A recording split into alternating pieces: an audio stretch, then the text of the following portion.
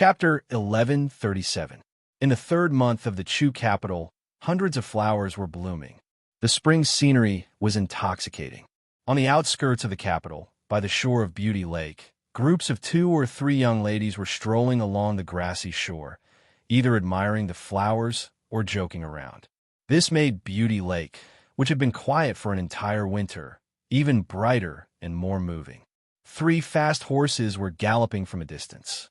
The one at the front was a black steed. There was not a single strand of hair on its body. At a glance, it was a rare steed. What caught everyone's attention was the youth on the horse. He was dressed in white, had black hair, and was handsome. His handsome face was full of confidence and arrogance. Even though the 2 people behind him were also very outstanding, everyone's eyes involuntarily fell on the white-clothed young man. The young ladies couldn't help but cover their faces in embarrassment, but some couldn't help but want to peek. The young masters only took one look and felt like their eyes were about to be burned by this youth's radiance. Yao, can you not be so arrogant? Mo Jingli's gaze is about to throw knives at you. The 3 steeds stopped by the peach forest not far from the lake. Feng Jiao, dressed in red brocade, fell off the back of the horse and glanced at Mo Xiaoyao. Although he was not yet 13, he had been practicing martial arts with Mo Xiaoyao for the past few years. His body had quickly grown. At first, he looked like he was 7 or 8 years old. Now, he was about the same height as Mo Xiaoyao. The second young master of the Prince Ding mansion, Mo Xiaoyao, was 13 years old and had just returned from a victorious battle at the border.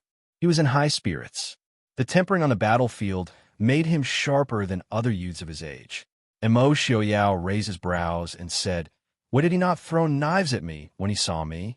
Glancing at the person not far away who was gnashing his teeth and glaring at them, Mo Xiaoyao said carelessly, "Speaking of which, what is it this time?" Feng Jiao rolled his eyes. "Second young master Mo, have you forgotten that the day before you left, you accidentally kicked someone into the Golden Water River?" There's such a thing?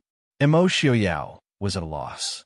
This young master has been away for half a year, and he's holding a grudge for so long over such a small matter? Do you have too much time on your hands? Being thrown into the river was not a big deal. Young Master Feng San thought to himself. But the bad thing was that after second young master Mo kicked him down, he didn't even think of pulling him up to apologize. Instead, when he finally managed to get up, second young master Mo brushed past him and stepped on him again. That day, there was not a single person who did not shed tears for His Highness Kingly. The water of the Golden Water River did not taste good, but His Highness Prince Li drank his fill. I heard that he was bedridden for more than half a month after he returned.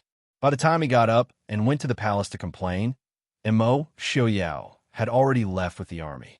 He was the one who attacked me first, okay? Second young master, Mo clearly remembered what he had done. He rubbed his nose and said, "Moreover, at that time, didn't eldest brother send someone to ask me to return immediately, so you were in a hurry, so you stepped on his head?" Feng Jiao glanced at a certain person who was glaring at them from not far away. To provoke a plague like Mo Xiaoyao, he wondered what kind of a mortal Mo Jingli had offended in his past life. The scenery of the Chu capital is really not bad. The white-clothed youth who had been silently listening to their conversation praised with a smile. Mo Xiaoyao smiled and said, "Of course. Although the capital is not as hazy as Jiangnan's little bridge over flowing water, it still has its own flavor." Humming, well, what do you think? Are you planning to stay in the capital for a long time? The white-clothed youth shook his head and said, "I can't stay for a long time. Mingxi is still in Jiangnan, so I'm worried. However, I will probably come to the capital often in the future."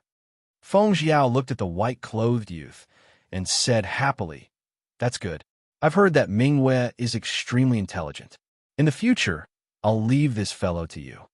When he said this, Feng Jiao seemed to be gnashing his teeth. The first time they met, Mo Xiaoyao had thought he was stupid. But before he met Mo Xiaoyao, Feng Jiao had never thought of himself as stupid. If he was stupid, he wouldn't have been as knowledgeable as other children his age, even though his aunt wouldn't allow him to attend school. But ever since he met Mo Xiaoyao, Feng Jiao seriously considered whether or not he was really stupid.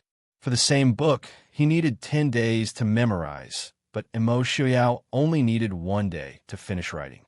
For the same sword style, he needed 3 days to learn, but Immerse Xiaoyao only needed to read it once. In the end, even the teacher who taught them sympathized with young Master Feng San, who couldn't keep up at all, and gave him a special lesson. But Han Mingwei was different. Although Han Mingwei had lived in Jiangnan for a long time, she was only 14 years old. Young Master Mingwei, on the other hand, was already famous throughout Jiangnan. He and Immerse Xiaoyao could be said to have gotten to know each other through an exchange of blows. In the end, they got to know each other because they admired each other's abilities. Feng Jiao felt that his life would be much better with such a monstrous genius by his side. Han Mingwei smiled and shook her head. I'm not a genius. If we're talking about geniuses, who can compare to young Master Su of the Su family? The young master of the Su family, Su Qingshun, was a few years younger than them, but he was already famous throughout the world. All the scholars who had seen him were full of praise and called him a peerless genius. Immerse Xiaoyao casually tied the horse to a tree and walked into the peach forest. Su Qingshun studies literature. He's not on the same path as us. Moreover, the Princeton mansion and the Su family couldn't get too close. Otherwise, it wouldn't be good for anyone. In the peach forest, the sound of zither music could be heard from a distance. There were also many young girls singing and laughing. At this time, it was the time for scholars and beautiful girls to go out for a walk. Sister Hua. On an empty patch of grass in the peach forest, a group of young girls dressed in luxurious clothes sat on the ground. Some were playing zither, while others were chatting and laughing. Sitting in the center was a young girl dressed in purple. She was the daughter of the Duke of Hua Yunqi. Seeing the three of them, the young girls couldn't help but blush. They hurriedly stood up and greeted them. The second young master of the Princeton mansion was of noble status. He was handsome, and more importantly, he was unmarried. He was the dream man of many young girls. Hua Yunqi stood up and looked at Immerse Xiaoyao with a smile. You've grown a lot taller after going out. I've long heard from grandfather that you want to battle. You're indeed worthy of being a descendant of Prince Ding's residence. Immerse Xiaoyao raised his eyebrows and smiled. It's just a small fight.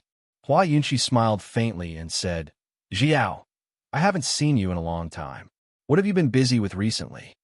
Feng Jiao looked at Hua Yunqi and forced a smile. It's nothing. I've been locked up at home by the old man. These years, young Master Feng San and the second young master of the Prince Ding mansion were in cahoots. No, one is influenced by their environment. At least half of the bad things that Immerse Xiaoyao did were done by young Master Feng San. Immerse Xiaoyao dealt with Prince Li and ran away. Feng Jiao was too young to run away. His father, old Master Feng, gave him a good beating and sent him home for confinement. Immerse Xiaoyao raised his eyebrows in confusion and asked, What happened in the capital when I wasn't here? After being brothers for a few years, Immerse Xiaoyao understood Feng Jiao well enough. If he had only been beaten up by his father and locked up, then Feng Jiao wouldn't have reacted this way. To put it bluntly, Feng Jiao was used to being taught a lesson by his father.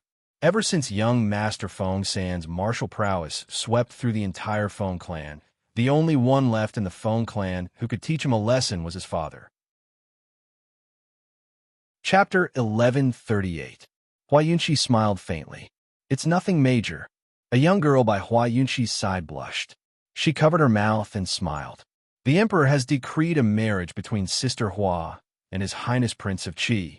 The wedding will be held at the beginning of next month. When the time comes, Sister Hua will be a good princess consort of Qi. Her words carried a hint of envy. Ever since the Prince Regent passed away, the emperor's health had not been very good. No one could say for sure how long he would last. Most people knew that Prince of Qi was one of the princes most likely to ascend to the throne. If that was true, then Hua Yunqi would become the mother of the nation. Is that true? Immerse Xiaoyao was somewhat surprised. He had brought Han Mingwei out of the city as soon as he returned. He had no time to find out what had happened in the capital over the past half year. He glanced worriedly at Feng Jiao. As expected, he saw him lowering his head with a gloomy expression. In truth, Immerse Xiaoyao had not been optimistic about Feng Zhiyao's feelings for Hua Yunqi from the very beginning. It was not only because of the difference in status between the two of them.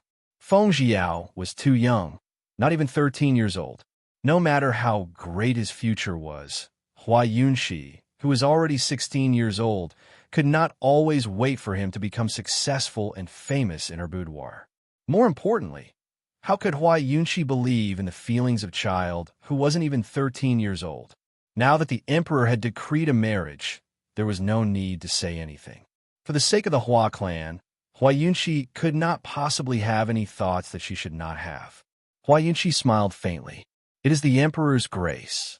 From her expression, it was clear that she did not have any joy or expectation for this marriage, nor did she have any feelings of rejection.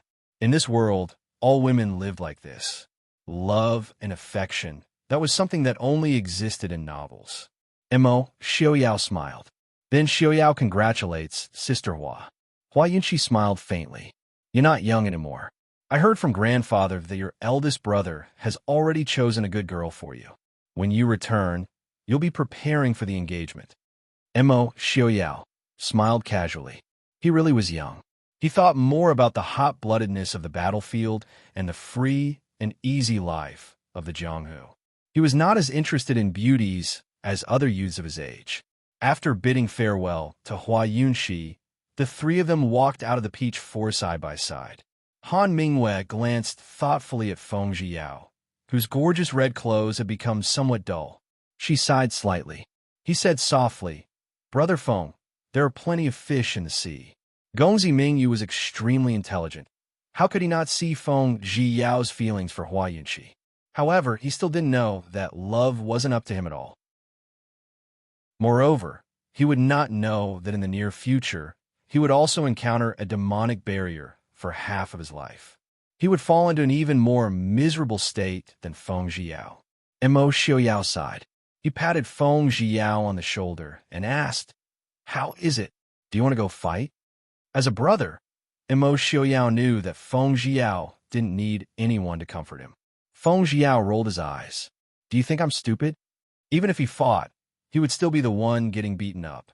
He was already very unlucky. He didn't want to be even more unlucky. As early as 3 months ago, when the emperor had just announced the marriage decree, Feng Zhiyao already knew. In other words, he already knew that it was impossible for him and Hua Yunqi to be together even before that.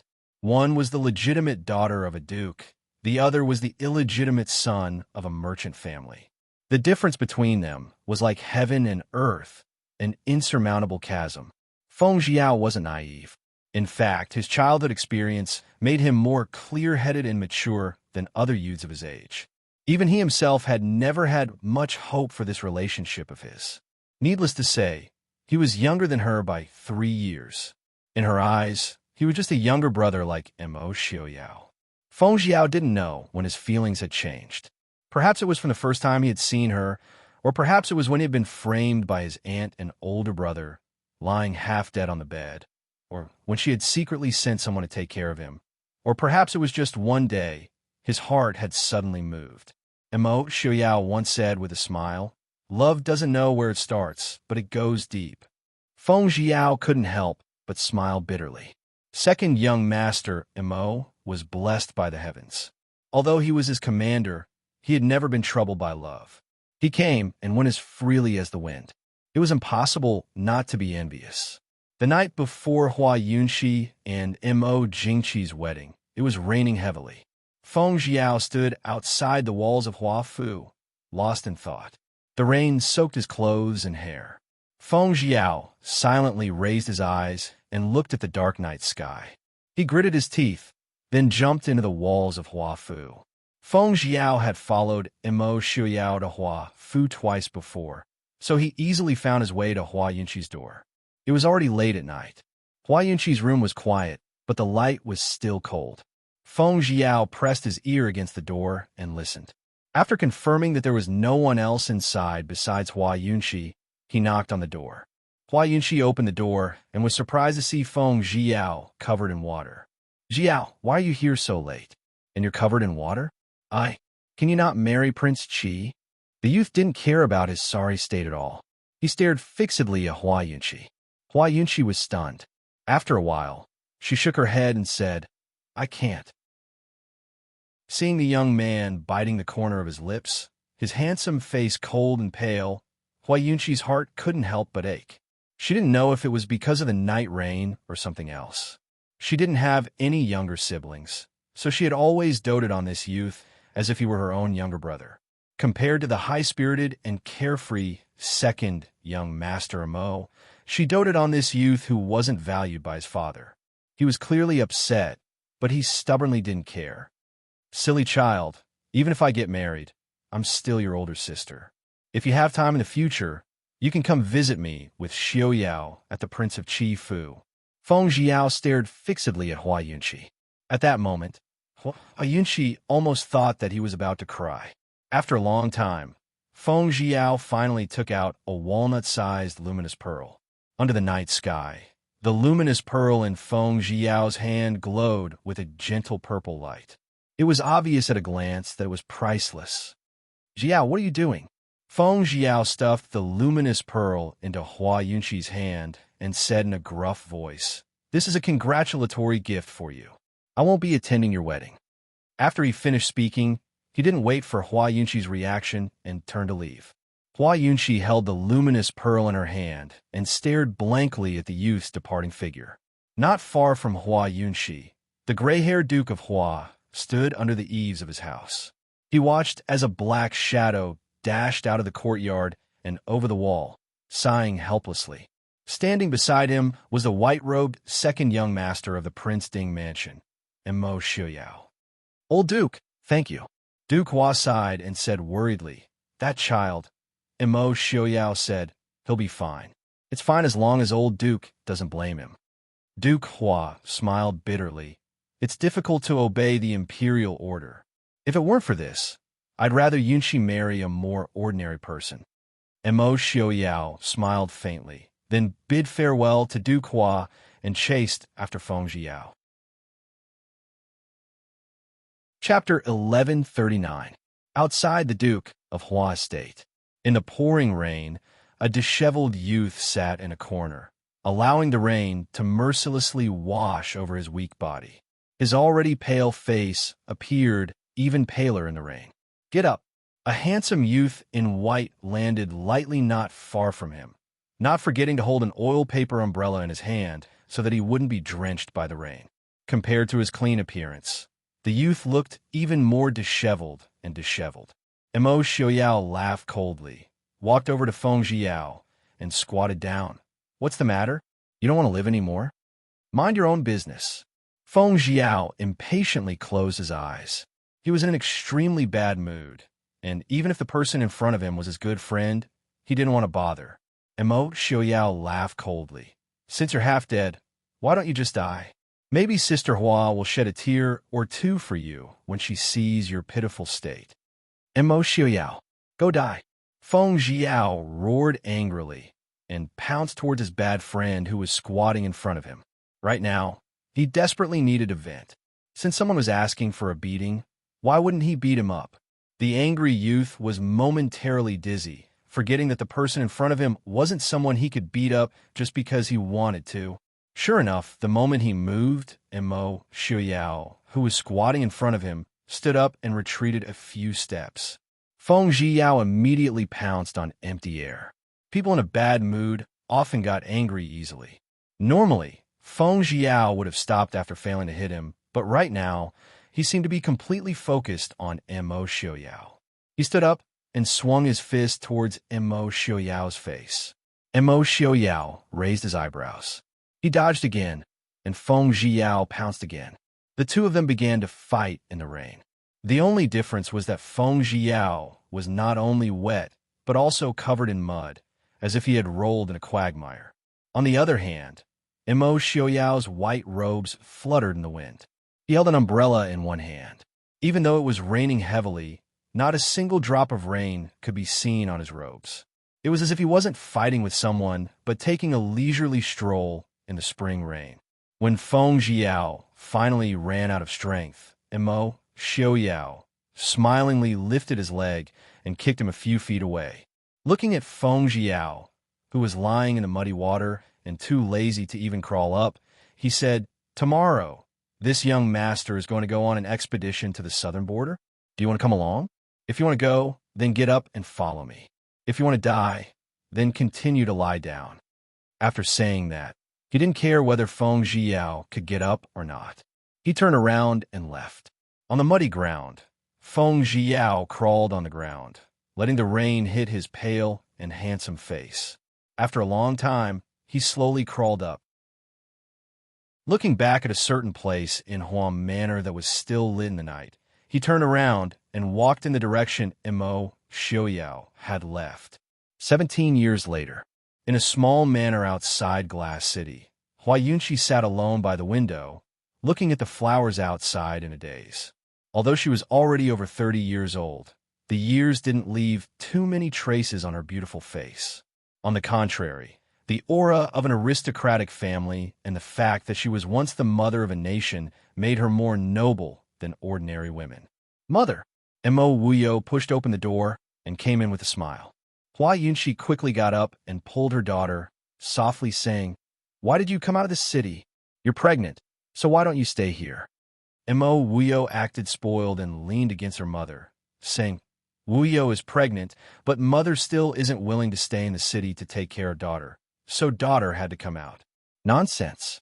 Hua Yunqi helplessly poked her daughter's forehead and said with a smile, "Your mother-in-law is taking good care of you. Why do you still need me? You're also a sensible child. Su family's first madam is a rare mother-in-law. So what nonsense are you talking about?" Mo Wuyo stuck out her tongue. Of course, she wasn't dissatisfied with her mother-in-law. She just wanted to make a fuss with her mother. Looking at her mother, Mo Wuyo's eyes turned and said, "That's right, mother. I just saw Uncle Feng-san outside. Why didn't he come in?" Hearing this, Hua Yunqi was stunned and said, "He's not busy. He'll naturally leave in a while." Mo Wuyo smiled with some suspicion. These past few years, she had seen Feng Jiao's every move. As a daughter, it would be a lie to say that she really wanted her mother to find her stepfather. But Mo Wuyo also knew the hardships and grievances her mother had suffered these past few years, as well as Feng Jiao's infatuation. If Feng Jiao hadn't stubbornly taken her mother out of the palace, her mother would have died long ago. Feng Jiao had long passed the age of 30, but he still insisted on going against Feng Jihuai's wishes and refused to get married. He was even more concerned about her mother's well-being. To say something a little insatiable, even Su Qingbai wasn't so attentive to her. Her mother was only in her 30s now. Her life was still very young. If possible, Mo Wuyo naturally hoped that her mother could live happily in the latter half of her life. "Mother, why don't you let Uncle Feng-san come in? We can have a good talk." Wuyo, looking at his appearance, "I'm afraid he won't leave easily," Mo Wuyo softly advised. Hua Yunqi sighed bitterly. How could she not understand Feng Jiao's feelings after all these years? But understanding was one thing. The reality was that he was one of the most trusted aides in the Prince Ding mansion, with a high position and boundless future. And she was the widow of the previous emperor. Even if she changed her name now, how could she really deceive the world? If they got together, it would not only ruin Feng Jiao's reputation, but also Mo Wuyo, the Su family, and even the Prince Ding mansion's reputation. How could Mo Wuyo not see Hua Yunqi's concerns? But she didn't know how to persuade her mother. Prince Ding and the princess consort didn't care about this, and neither did the Su family. But no matter how she persuaded her mother, she still couldn't let it go. Since mother doesn't want to see Uncle Feng-san, Wuyo will send him away. Hua Yunqi didn't comment. Mo Wuyo shook her head regretfully and turned to leave. Uncle Feng-san. Outside the door, a handsome man dressed in red was anxiously circling the courtyard. When he heard Mo Wuyo's voice, he turned around in surprise, but when he didn't see the figure he wanted to see, his eyes dimmed. "She still doesn't want to see me?" Feng Jiao asked in a low voice. Although he had long passed his prime, the red-clothed young Master Feng-san was still extraordinarily handsome. After experiencing the tempering of countless wars, he even had a bit of sharpness and calmness. The current young Master Feng San was no longer the useless, hedonistic son of the Chu capital back then. He had already achieved success and fame, but he still couldn't get what he wanted most. Ever since Mo Wuyo got married, Hua Yunxi moved out of Glass City and lived in a courtyard at the foot of a mountain not far from Lishan Academy. Since then, she seemed to have retreated from the world and didn't leave the house. Recently, she didn't even want to see him. Mo Wuyo shook her head apologetically. She looked at Feng Zhiyao with pity. She knew her mother's personality very well. Once she made up her mind, it was hard to change it. Chapter 1140. Feng Zhiyao's smile was a little bitter. Mo Wuyu looked at his gloomy expression and couldn't help but feel sorry for him. Uncle Feng, why don't you go back first? Maybe after 2 days, Mother's mood will be better. Feng Zhiyao shook his head and said, Forget it. I'll have to trouble you to help me bring something to your mother. Mo Wuyu nodded, only to see Feng Zhiyao take out a walnut-sized purple luminous pearl and place it in her hand. Mo Wuyu looked at the item in her hand and frowned, feeling a strange sense of familiarity. Very quickly, Mo Wuyu remembered that her mother indeed had a luminous pearl that was similar to this one. The only difference was that the string that her mother wore was light red, but this one was dark blue. When she was young, she had asked her mother for it, but her mother, who had always doted on her, didn't give it to her. Uncle Feng, don't worry, Wuyu will definitely bring it to you. Mo Wuyu nodded and promised. Feng Zhiyao squeezed out a bitter smile and said, Thank you, goodbye. Looking at Feng Zhiyao's bleak figure as he left, Mo Wuyu sighed deeply. He was rejected again. A black-clothed youth landed lightly on the wall, smiling as he held his chin and looked at Feng Zhiyao's departing figure. I would rather destroy 10 temples than regret a marriage. I really didn't expect that I would have to be a matchmaker one day. I don't know how Feng San will repay me. He will definitely be moved to tears and be deeply grateful to me, and then swear that he will not hesitate to go through water and tread on fire, right? He will try his best to restrain himself from killing you. On the wall, another youth, who was younger by 1 or 2 years, said expressionlessly, Little brother Zhiruwei, can't you have a bottom line for being ungrateful? How hard is my life to meet a cousin like you, who would burn the bridge after crossing the river? Little Prince, Mo complained. Su Zhirui's mouth twitched, and he asked gloomily, Why do I have to cross the river? Cousin, do you still remember? Digging a hole for someone to jump into, and then pulling that person out, wanting them to be grateful? Did Mo Xiaobao think that everyone in the world had the same problem as him? Mo Xiaobao rubbed his nose and sighed. I don't care anymore. For the future of young Master Feng San, let's do it. Aunt Hua. Inside the room, Hua Yunxi was staring at the night pearl that Mo Wuyo had given her. Outside the door, Mo Xiaobao's anxious voice could be heard. Without waiting for Hua Yunxi to speak, Mo Xiaobao directly barged in. Auntie Hua, have you seen Feng San? Hua Yunxi was stunned. She looked at Mo Wuyo and said, He just left. What's wrong? He left. Xiaobao screamed in horror. Why did he leave? Where would he go? What happened? Hua Yunxi's heart tightened as she hastily asked. Mo Xiaobao's face was heavy. It's over. He must have felt that there was no business and found a place to fend for himself. Quickly, we must send someone to find him as soon as possible. Mr. Shun said that his illness can't be delayed any longer. Illness? What illness does he have?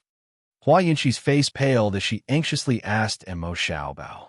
Standing behind her, Mo Wuyo furrowed his brows in confusion. She had just seen Feng Zhiyao. Although his complexion wasn't good, it didn't look like he had any illness. Mo Xiaobao weakly shook his head and said, Mr. Shun didn't say. He only said that he might not live past 3 months. Feng San just told my royal father that he wanted to leave for a period of time and then ran away. Royal father and mother are currently sending people to look for him.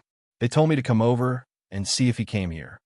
Hua Yunxi's body swayed, and she almost fell to the ground. Mo Wuyo quickly supported her. Just as he was about to speak, he saw Mo Xiaobao give him a look. Hesitating for a moment, Hua Yunxi asked, Wuyo, what else did he say when he left? Mo Wuyo really couldn't bear to lie to his mother, but he also didn't want to ruin Mo Xiaobao's plan, so he could only say, nothing. Uncle Feng Sen only told Wuyo to give this to mother. Hua Yunxi somewhat trembled as she took out another pearl. Two almost identical purple night pearls lay quietly in her hands, releasing a gentle and beautiful light. The same old silk ribbon, the same concentric knot, only one was light red and the other dark blue. It was clear that they were a pair. Hua Yunxi suddenly remembered that rainy night many years ago. The youth's stubborn and dim eyes and pale face. Seeing Hua Yunxi's stunned gaze, Mo Xiaobao's eyes turned, and with a trace of sobbing, he said, Feng Sen told Royal Father that he wanted to do what he wanted to do the most. Aunt Hua, do you know what Feng Sen wants to do the most? Where'd he go? She knew, but she chased him away. I'll go find him. Saying this, Hua Yunxi turned and rushed out. In the room behind her, Mo Xiaobao put down his hand that was covering his face. His handsome face was clean and full of smiles. Where was the trace of tears? Mo Wuyo knit his brows and stared at Mo Xiaobao. What do you want to do now? Mo Xiaobao smiled obediently and innocently. Big Sister Wuyo, don't you think they're wasting everyone's time and energy like this? What does this have to do with you? Mo Wuyo silently said in his heart. Mo Xiaobao helplessly sighed. He looked at the bright and sad sky outside the window. Last time he played with Feng San, causing Feng San to be dispirited at work during this time. His heartless royal father thought it was all his fault, so he wanted him to immediately solve all of Feng San's problems. In all honesty, even if he didn't cause trouble, Feng San wouldn't be able to deal with Aunt Hua. All right? Will this work? Mo Wuyo said with some doubt. If it's like this, Feng San will use this as a pretext to make a fuss. Then he can go die. Mo Xiaobao said expressionlessly. Forcing others to take responsibility for a mistake that wasn't their own, this was too unreasonable. At the edge of a cliff somewhere outside Glass City, Hua Yunxi asked the nearby citizens along the way. Just as she walked up the cliff, she saw Feng Jiao standing at the edge of the cliff with his back facing her. He stood in the wind as if a gust of wind could blow him down.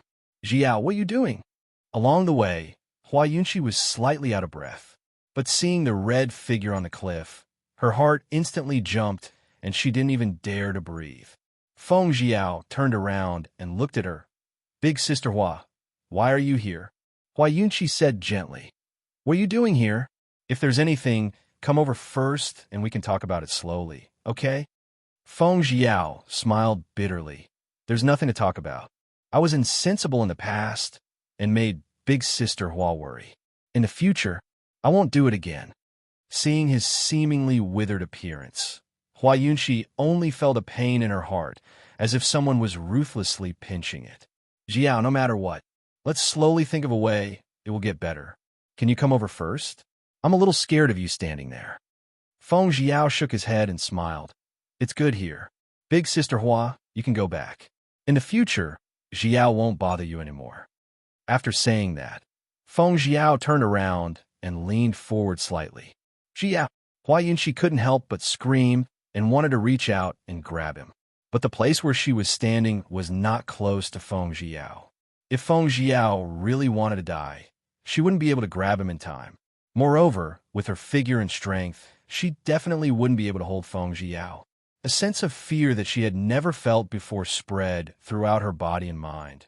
Jiao, didn't you say that you would take care of me? Are you going back on your words? Feng Jiao paused for a moment and slowly shook his head. In the future, I won't be able to take care of Big Sister Hua for a long time. It's okay. It'll be as long as it takes. And who can say what will happen in the future? Hua Yunxi said nervously. Feng Jiao turned around and looked at her. Big Sister Hua, are you pitying me again? Just like when we were young. Hua Yunxi shook her head and said no. Jiao, I'm sorry. I was wrong before. I was the one who cared about other people's opinions. I know that you were sincere to me. Then, what about me? Feng Jiao asked expectantly. Hua Yunxi hesitated for a moment. Holding the two pearls in her hand, she said firmly, I can't guarantee that. I have such thoughts now. but I want to try. Jiao, are you willing to try with me? Even if I can only say it for 3 months? Hua Yunqi nodded solemnly. After a long time, Feng Jiao finally left the cliff and walked in the direction of Hua Yunqi. Hua Yunqi's anxious heart finally relaxed. Her legs went soft, and she fell to the ground. She wasn't a woman with a strong body. All the way here, she almost relied on her willpower. Now that she saw that Feng Jiao was fine, she finally breathed a sigh of relief. She couldn't hold on any longer. Feng Jiao tapped his foot and flew to her side to catch her falling body. Big Sister Hua. No, Yunqi, are you really willing to marry me?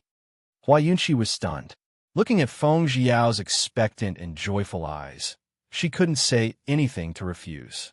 Finally, she nodded slightly. Really? That's great. Yunqi, I'm so happy. Feng Jiao hugged her tightly and couldn't help but laugh loudly.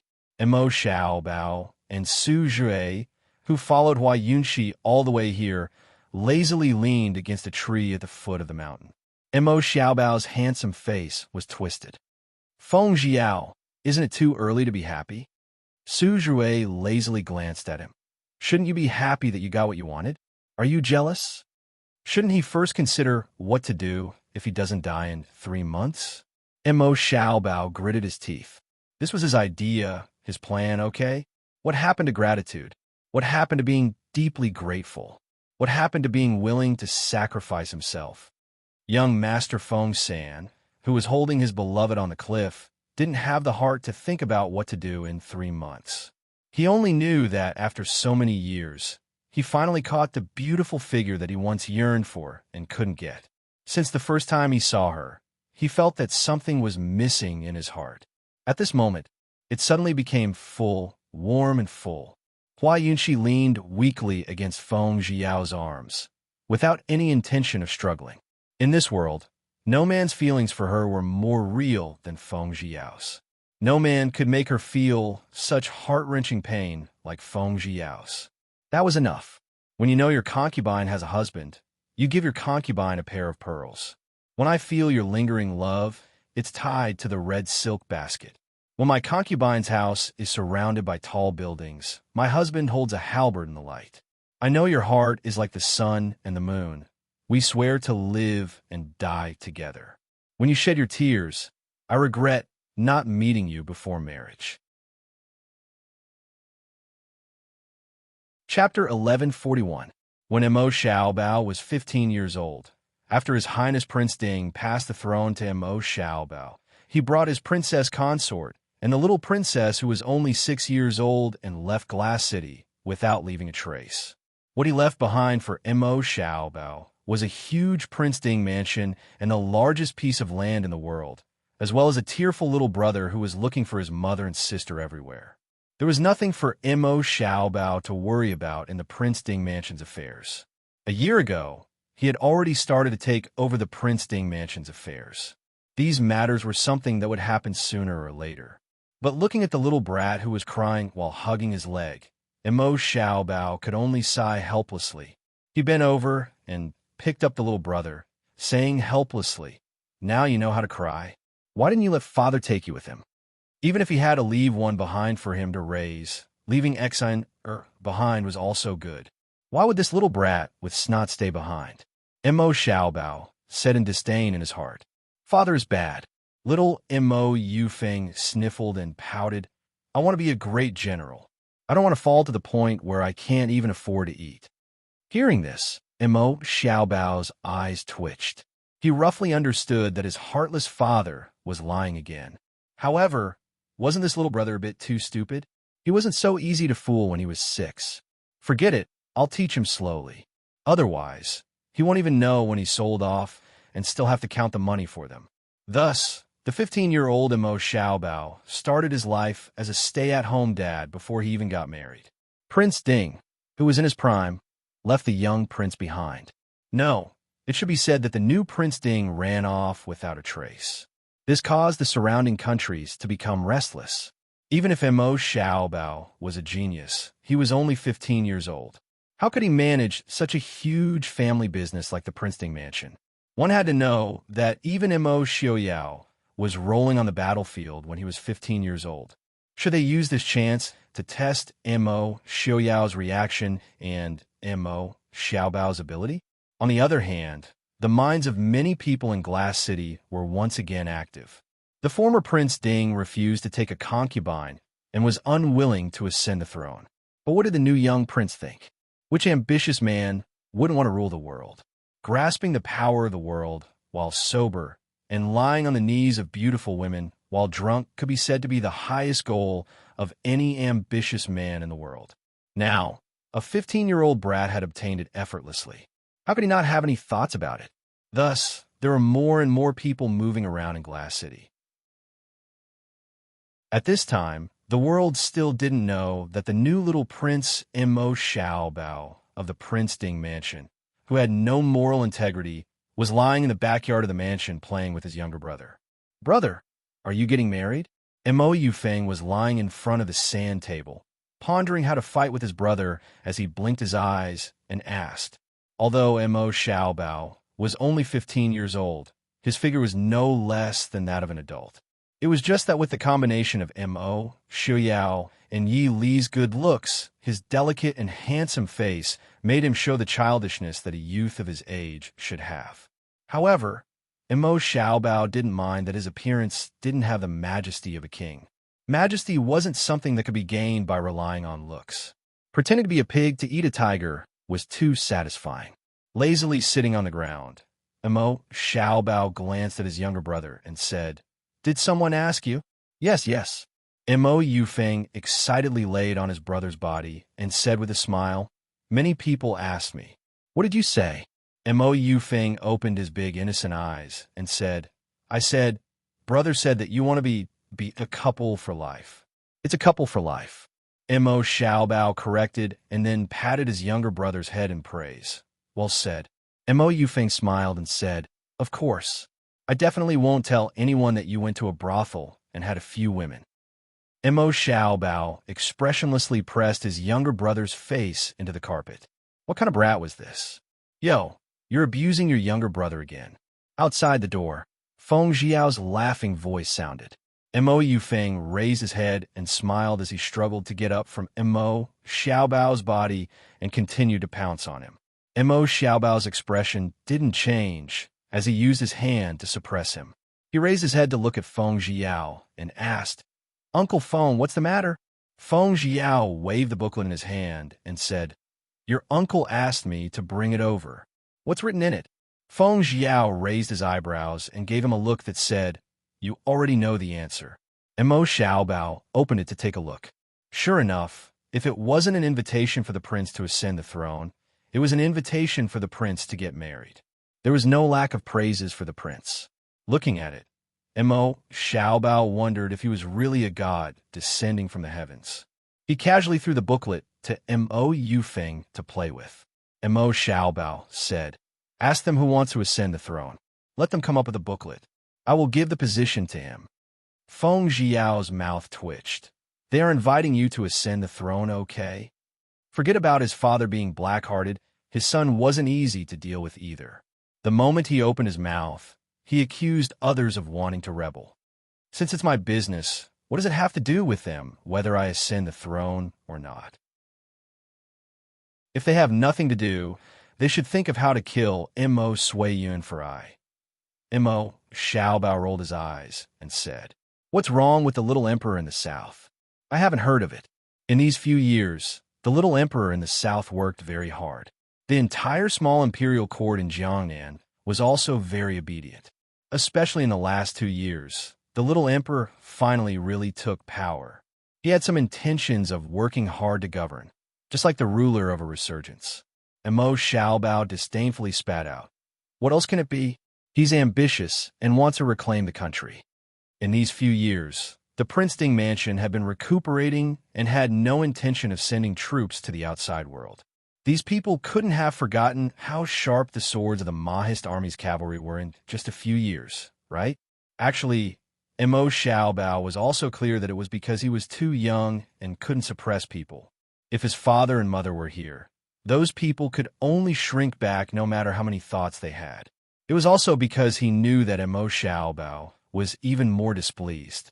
Student Mo Xiaobao was a child with great ambitions.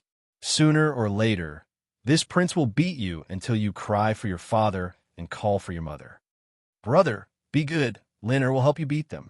Mo Yufeng struggled in his arms and comforted him. Mo Xiaobao sadly looked at his little brother, who was like a little bean sprout. When you can beat them, it will take at least 8 or 9 years. Mo Yufeng was not convinced, his big eyes bulging. I will grow up very quickly. You're picky, naughty, running all over the place. It will take at least 10 years to grow up. 8 or 9 years is already my underestimation. When I fought with you, I was already this tall.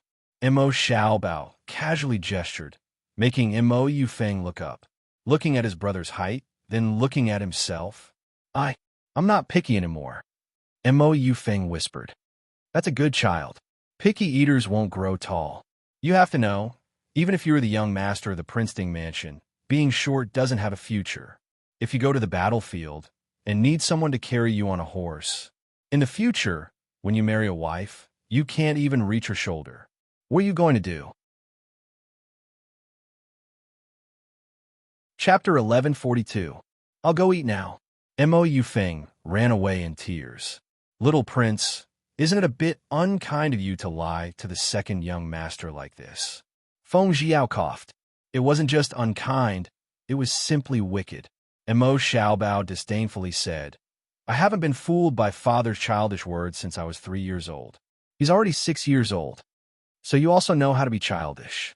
But in terms of scheming, Mo Yufeng wasn't as scheming as Mo Xiaobao. Ever since Mo Xiaobao could speak, he had been tricked and mocked by Mo Xiaoyao in all kinds of ways. During this time, there were also the great gods of the Su family who took turns lecturing him. It was hard not to become black. In comparison, although little friend Mo Yufeng was a bit narrow-minded, his days were much more comfortable. So it wasn't surprising that he was naive and easy to fool. Mo Xiaobao expressed that he didn't hate his father for tricking him into eating too much meat and not being able to find a wife in the future. He was only concerned about his younger brother. After little friend Mo Yufeng was beaten away by his unscrupulous older brother, Feng Jiao walked into the hall and asked, Then, what are your plans for the wedding? Mo Xiaobao was almost 16 years old and had officially taken over Prince Ding's position. At this age, it was indeed time to get married. In this world, it was important to first start a family and then start a career. Other than the unexpected situation back then, most people would get married around this age. If those old pedants used this to persuade him, it would be hard to say. But Feng Jiao glanced at Mo Xiaobao. This kid didn't look like someone who knew his place even more than his father. He probably wouldn't be so easily manipulated. Mo Xiaobao didn't reject the topic of the wedding at all. He smiled and said, Didn't Liner already announce it for me? One person for life. Let them send the person over. The one I like is Princess Ding. Looking at his kind smile, Feng Jiao only felt his scalp go numb. He asked, Then what about those you don't like? A pair for life, no matter whether or not anyone believed it, but it would definitely make many people's imaginations run wild.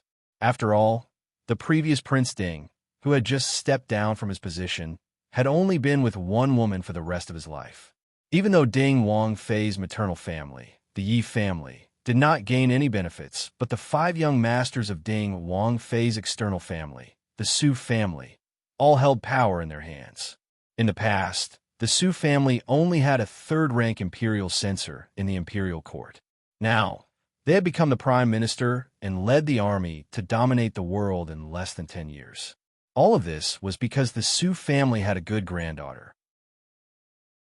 Just to gamble on the glory of the world's #1 aristocratic family, the entire Glass City would probably rush to send their daughters and granddaughters to the Prince Ding mansion. Don't like. Mo Xiaobao rubbed his chin. After thinking for a while, he said, Don't worry, it won't go to waste. That general has military merits, and some minister will reward him. Who knows when we'll have a marriage alliance or something. Our Prince Ding mansion doesn't have a girl, right? Now we have one.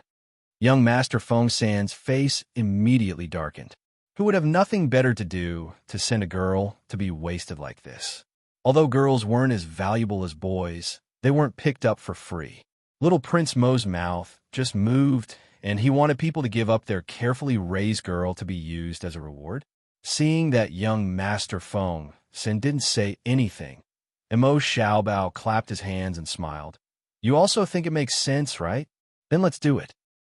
I'm only here to run an errand and deliver a booklet. What do you mean I think it makes sense? Young Master Feng, San could foresee that if these words were to spread, the roof of his house would be torn down by the angry crowd. Young Master Feng San's guess wasn't accurate. Even if little Prince Mo's words were to spread, the people who wanted to send their daughters to the Prince Ding mansion were still scrambling like ducks. Ever since they realized that it was useless to push their daughters to Mo Xiaoyao, all the aristocratic families held back and tried to push their daughters to the younger ones. Especially now that His Highness Prince Ding, who was feared by many, had abdicated and the 15-year-old heir had succeeded the throne. He was at the age where he was lustful and admired young women. Perhaps his own daughter was the one who had moved the heir's heart. For a single girl, it was worth it to gamble the family's decades of glory, even if there was only a 1 in 100 or even a 1 in a few thousand. In the study of the Su estate, Su Qingyan was leaning on a chair and telling his older brother the rumors outside. As he spoke, he couldn't stop laughing while holding his stomach. Big brother, among the girls who have been in the limelight recently, which one do you think is the most promising one? Young Master Qingshun put down the booklet in his hand and glanced at his younger brother indifferently. I think you're just bored and need to be taught a lesson. Big brother, why do you say that? Our family's door is about to be broken by people these days. Even eldest sister-in-law's clinic is overcrowded every day. Didn't you see that eldest sister-in-law didn't even open her clinic these days? Su Qingshun looked up. He couldn't care less about how those people wanted to make trouble, but if they disturb his family's normal life, he couldn't allow it. Isn't that right? I'm also surrounded by people asking me questions every day when I go out. If these people want to know so much, why don't they just ask little Mo? Su Qingyan said with some annoyance. Even if he liked crowds, it wasn't a good thing to be surrounded by people all day. Su Qingshun pondered for a moment and said, You can tell them to bring those girls back home early. There's no hope. If I say that, do you think I'll be beaten to death in the streets? Su Qingyan asked hesitantly.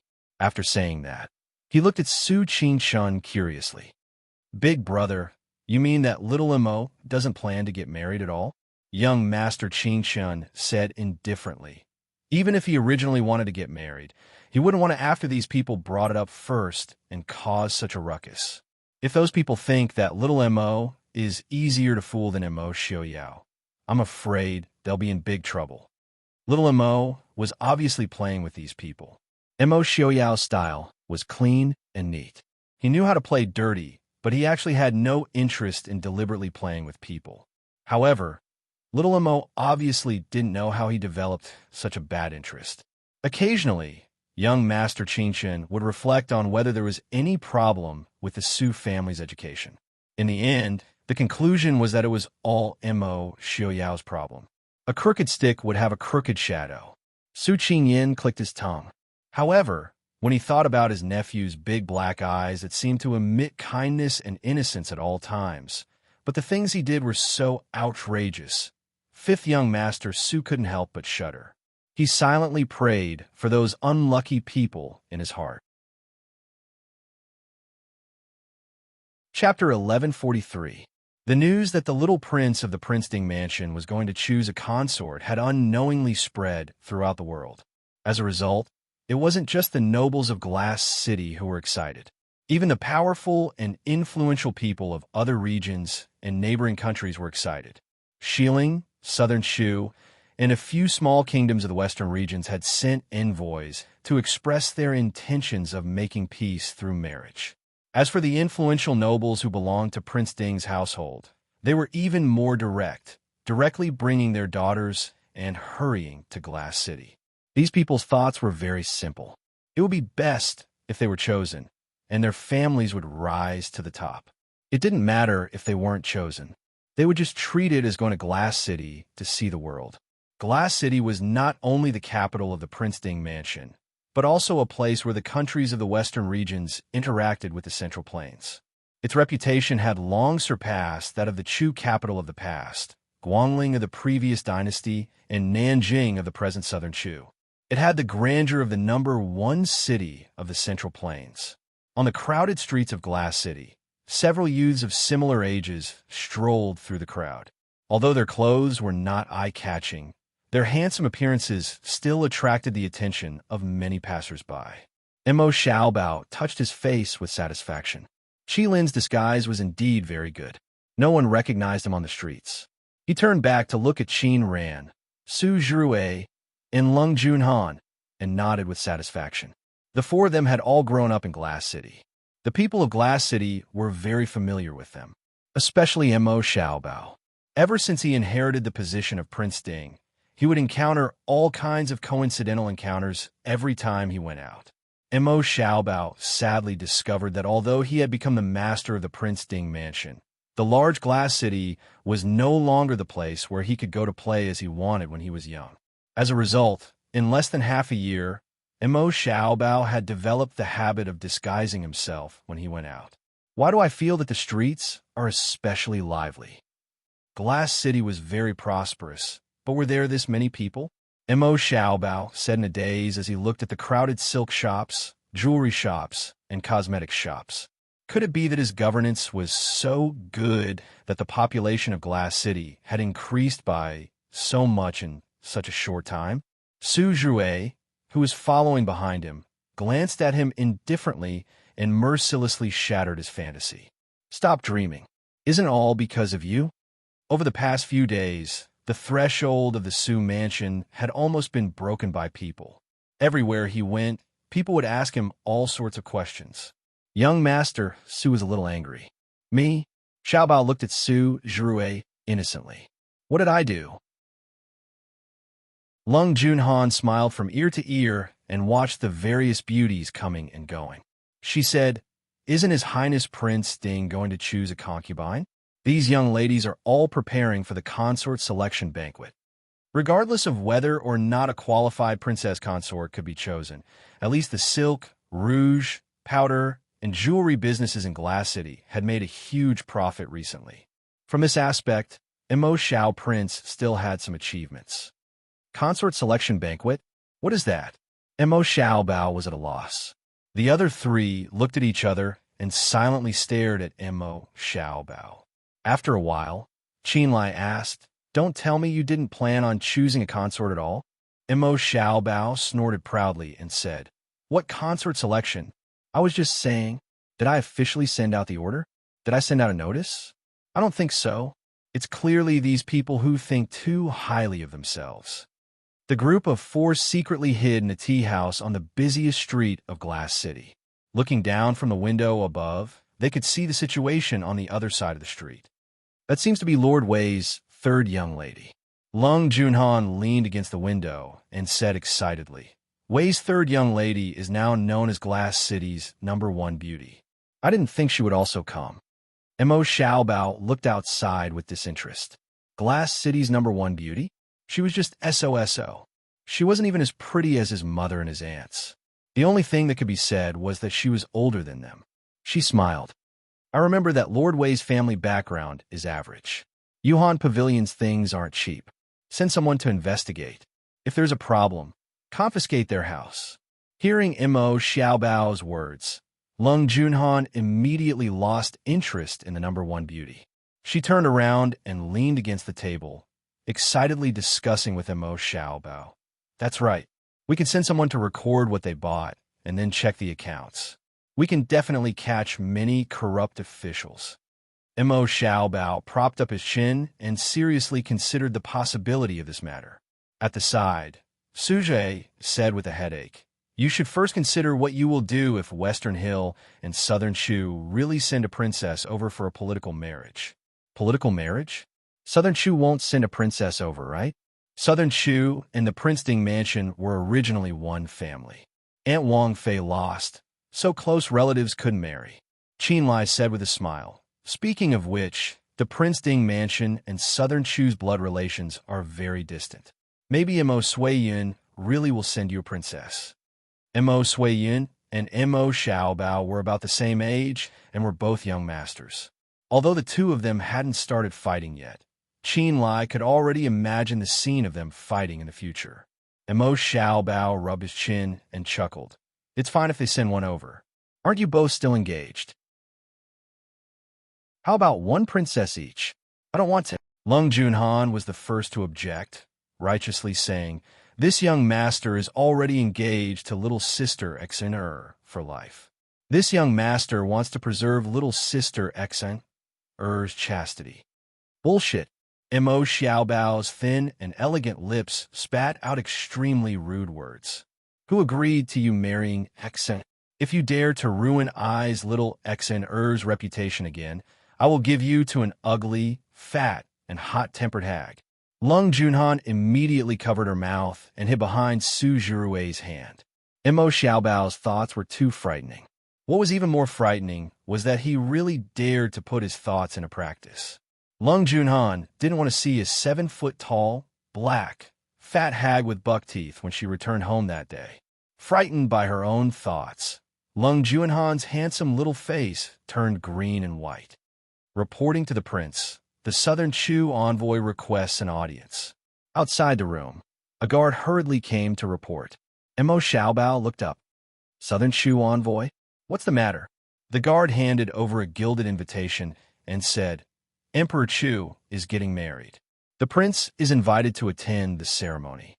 Mo Xiaobao took the invitation with interest. It was indeed written on the invitation that Emperor Chu, Mo Sui-yun, would marry the granddaughter of the Grand Tutor of Southern Chu, Lady Qian, as his empress. The little emperor is getting married? Should we go and take a look? Little emperor? Mo Sui-yun? Lung Junhan asked without much interest. He actually didn't have any impression of Mo Sui-yun, so naturally, he had long forgotten that he had cheated him. Of course, young Master Lung might not even think that he had cheated him. More than 5 years ago, none of them had taken Mo Sui-yun seriously. However, in the past few years, Mo Sui-yun had been playing very well in Southern Chu, fighting the court officials and the Empress Dowager. Now, he was not even 20 years old, but he had almost grasped the power of more than half of the Southern Chu court in his hands. This made Mo Xiaobao start to pay attention to this little emperor who had once been praised by his lord father. As for Mo Sui-yun, he seemed to have gradually understood the joy of fighting against the heavens, fighting against the earth, and fighting against people. This year, he started to provoke Mo Xiaobao, who was as young as him, from afar. Although he didn't do anything excessive, Mo Xiaobao still keenly sensed the hostility of this little emperor who had once run away from home with him to play. Because of this, Mo Xiaobao was silently sad for a quarter of an hour. Chapter 1144. You want to go to Southern Chu? Su Jirui asked with a frown. Mo Xiaobao sighed. If I don't go now, I won't have a chance in the future. Now, he still had his eldest uncle and fourth uncle to help him, but Mo Xiaobao could tell that his eldest uncle wouldn't stay for long. If he didn't play when his eldest uncle was still around, he could only hold the booklet and cry when his eldest uncle ran away. But he should be able to delay it until Su Jirui and Lung Junhan could help him, right? Mo Xiaobao loved to discuss things with others, but the things he was willing to discuss with others were things he had already decided on. Therefore, the other 3 people only objected to his question for a while before they unanimously agreed. Actually, they also wanted to go out and play.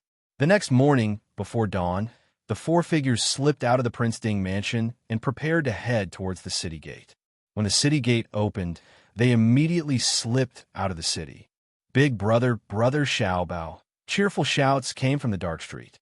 Mo Xiaobao froze at first, then quickly rushed to the corner of the street and picked up the brat who was waving at him with a smug face. Why are you here at this time?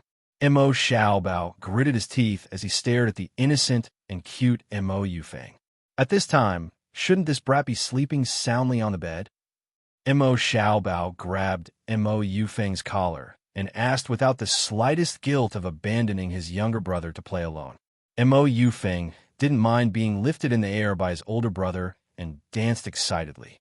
Lin heard that brother Junhan wanted to sneak out to play without Lin. Lin wants to go too. Lin will wait here for brother to go together. The three youths all glared at Lung Junhan.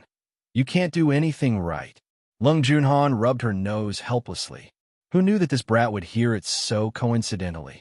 Lung Junhan took the little bun from Mo Xiaobao and coaxed with a smile. Lin be good. We're not going out to play. We're going out to do something. Lin will help brother. Mo Yufeng raised his little hand and said enthusiastically, You're only 6 years old, half a fart. It's very tiring to eat and sleep outdoors every day. There are tigers that want to eat people. Lung Junhan threatened. Mo Yufeng looked at him with bright eyes. Tigers. Kill the tiger.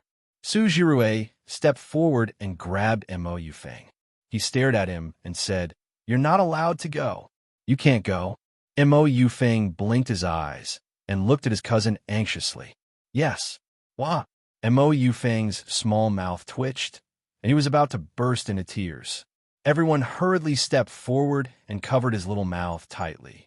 This little ancestor was so full of energy that when he cried, he could wake up half the people on the street. The child lay in Su Jirue's arms and looked at his brother pitifully. I won't let you go. Cry. Xiaobao rolled his eyes and took back his words. Who said that this brat was stupid? He would kick him to death. Thus, the group of 4 youths who had been tricked by a child under the age of 7 brought a white and tender little bun out of the city gate. When dawn broke and young Master Qingshan came to the Prince Ding mansion to discuss government affairs, he found that there was not a single master in the mansion. In the study, there was a letter on the table where he usually sat. Emperor Chu's wedding. He would definitely return in half a year. Su Qingyan, who was standing behind young Master Qingshan, could not help but twitch his mouth. Sending a wedding gift for half a year, this little prince was really relieved. Xiaobao even took Lin away. Should we go and chase him back? Fourth brother was a half-grown child, so it was not very reassuring to bring a real child out.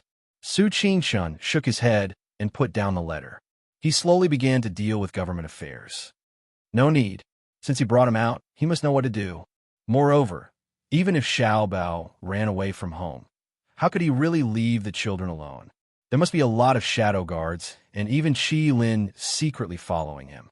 There were also the people from the Prince Ding mansion who took care of them, so there was no need to worry about anything happening. Su Qingyan nodded. In his heart, he secretly criticized Xiaobao for being unloyal. He did not even inform him when there was something fun. Just as he was thinking, he saw Su Qingshan suddenly turn around and stare at him. Su Qingyan jumped in fright, thinking that his big brother had seen through his thoughts. Big brother? Su Qingshan said indifferently. There is something that needs to be dealt with quickly. What is it? Su Qingyan was confused. Su Qingshan said indifferently. It's about the consort selection banquet.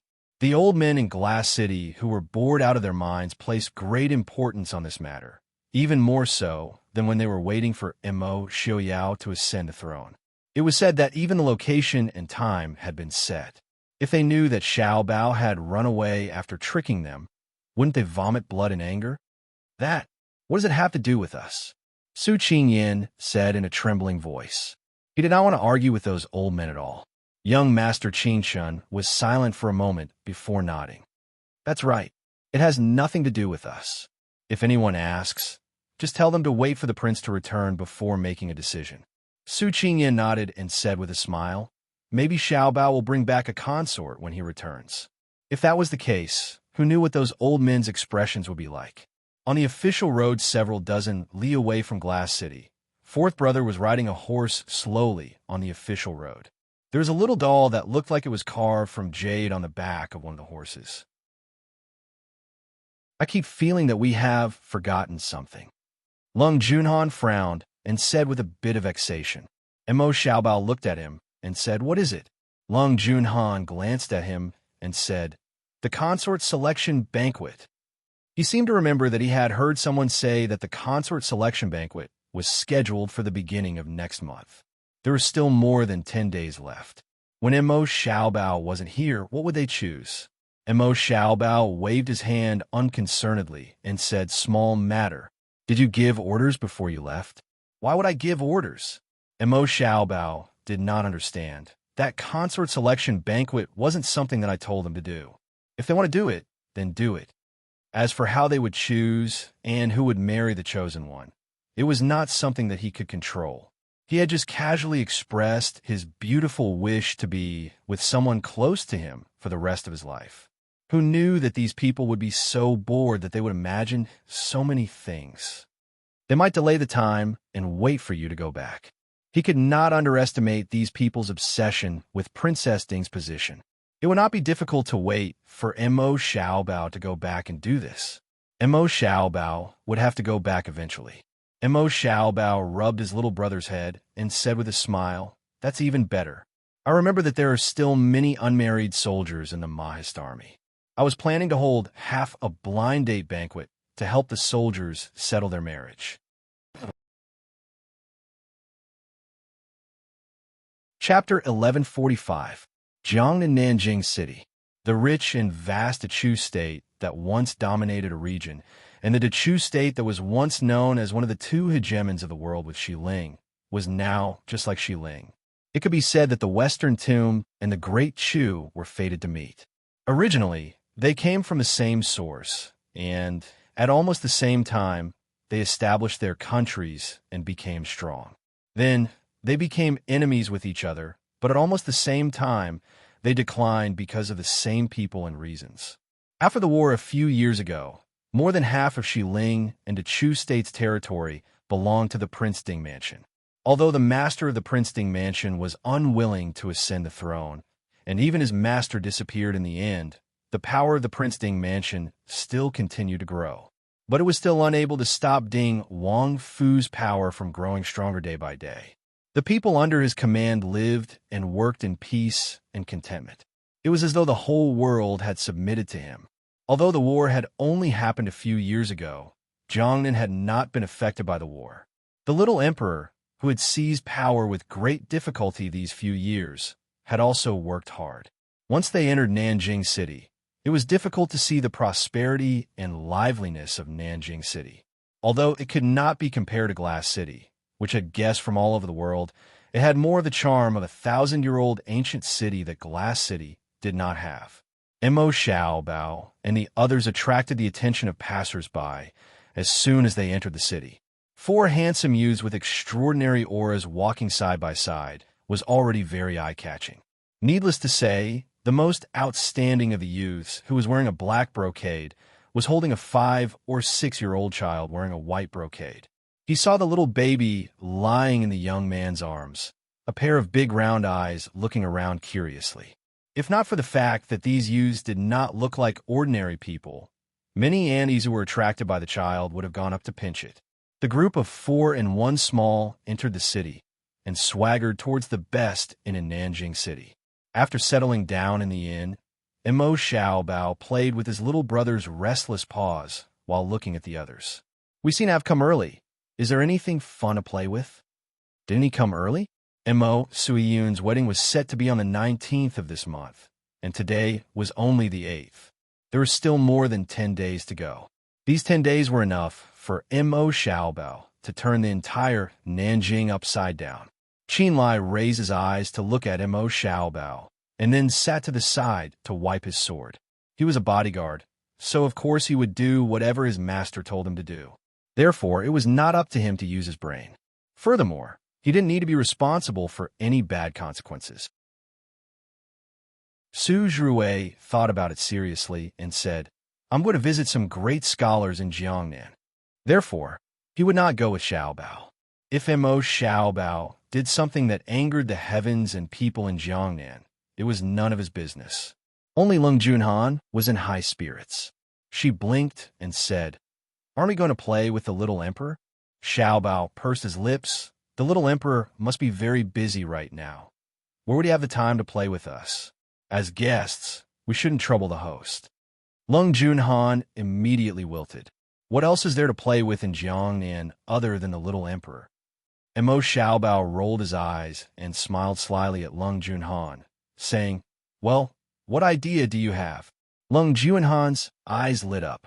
Su Zhiruwei and Qin Lai touched their noses and moved aside. For so many years, they had never understood whether Lung Junhan was really stupid or pretending to be stupid. He was always tricked by Mo Xiaobao with all kinds of ridiculous and childish reasons to do all kinds of outrageous things, and then he would look innocent and wronged afterwards. He was stupid because no matter how ridiculous Mo Xiaobao's reasons were, he would run over in the end. He was pretending to be stupid because every time he did something bad, at least half of the consequences were borne by Mo Xiaobao himself. Regarding this, young Master Lung's father once complained to Prince Ding that his son was bullied into being stupid by the little heir. Young Master Qin Shun, who was the wisest in the world, said that great wisdom appeared to be stupidity. Mo Xiaobao glanced at Qin Lai and Su Zhiruwei, who were unwilling to be with him, and whispered a few words in Lung Juanhan's ear. Lung Juanhan's handsome eyes suddenly widened. He looked at Mo Xiaobao hesitantly and said, "This isn't a little too wicked?" Qin Lai and Su Zhiruwei couldn't help but pricked up their ears. Even little dummy Lung, who had always been wicked, felt that it was wicked. How wicked was it? Was Mo Xiaobao planning to kill all the people in Nanjing City? Mo Xiaobao disagreed. How is this wicked? We are helping him. No, you can do this kind of thing yourself. This time, Lung Junhan refused firmly. I want to keep my chastity for Sister Exen. Mo Xiaobao rolled his eyes and glanced at Lung Junhan with disdain. Still thinking about my Exen? You really don't want to go? Forget it if you don't want to go. When Exen gets married in the future, I will inform you to attend the wedding banquet.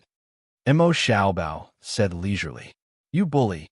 Young Master Lung glared at Mo Xiaobao. When he thought of his beautiful, smart, fair, and tender sister Exen, being snatched away by another stinky man, his heart felt like it was being cut by a knife. In order to get the beauty in the future, he had to sell himself to Mo Xiaobao. I'll go, good boy, Mo Xiaobao said with a smile as he hugged his younger brother. Mo Xiaobao, Lung Junhan is only 14 years old. Is it really okay to force him to go to a brothel? Of course, Mo Xiaobao didn't want Lung Junhan to go to a brothel. After sending Su Zhiruwei off with a smile, Mo Xiaobao ignored Lung Junhan, who was in a dilemma. He hugged his cute little brother and went out with Qin Lai. Walking on the street, Qin Lai couldn't help but ask, "What did you ask Lung Junhan to do?" Mo Xiaobao smiled proudly. "Do you want to know?" "I won't tell you." Mo Yufeng raised his hand happily and said, "Brother Qin Lai, I know. Big brother asked Brother Junhan to seduce." Woo-woo. Mo Yufeng's little mouth was covered by Mo Xiaobao's hand, and he cried angrily. The corner of Qin Lai's mouth couldn't help but twitch. Although the little child didn't have time to finish, he could basically guess it. With Mo Xiaobao's bad nature, he definitely wouldn't let Lung Junhan seduce an ordinary person. After thinking for a while, Qin Lai asked, "Don't tell me you're planning to let Lung Junhan seduce the princess of Southern Shu?" Mo Suiyun wanted to marry his royal sister to Mo Xiaobao and be Mo Xiaobao's brother-in-law for a long time. Although he wasn't sure where this royal sister came from, she at least had the title of princess. If Lung Junhan seduced her, it wouldn't just be Mo Suiyun and Southern Shu that would lose face. Little Mo Yufeng shook his head repeatedly and danced in Mo Xiaobao's arms. Mo Xiaobao calmly suppressed his little brother's rebellious behavior. Although Mo Yufeng was already 6 years old and his little arms and legs weren't light, he was still as powerless in Mo Xiaobao's hands as when he was 1 or 2 years old. How could it be?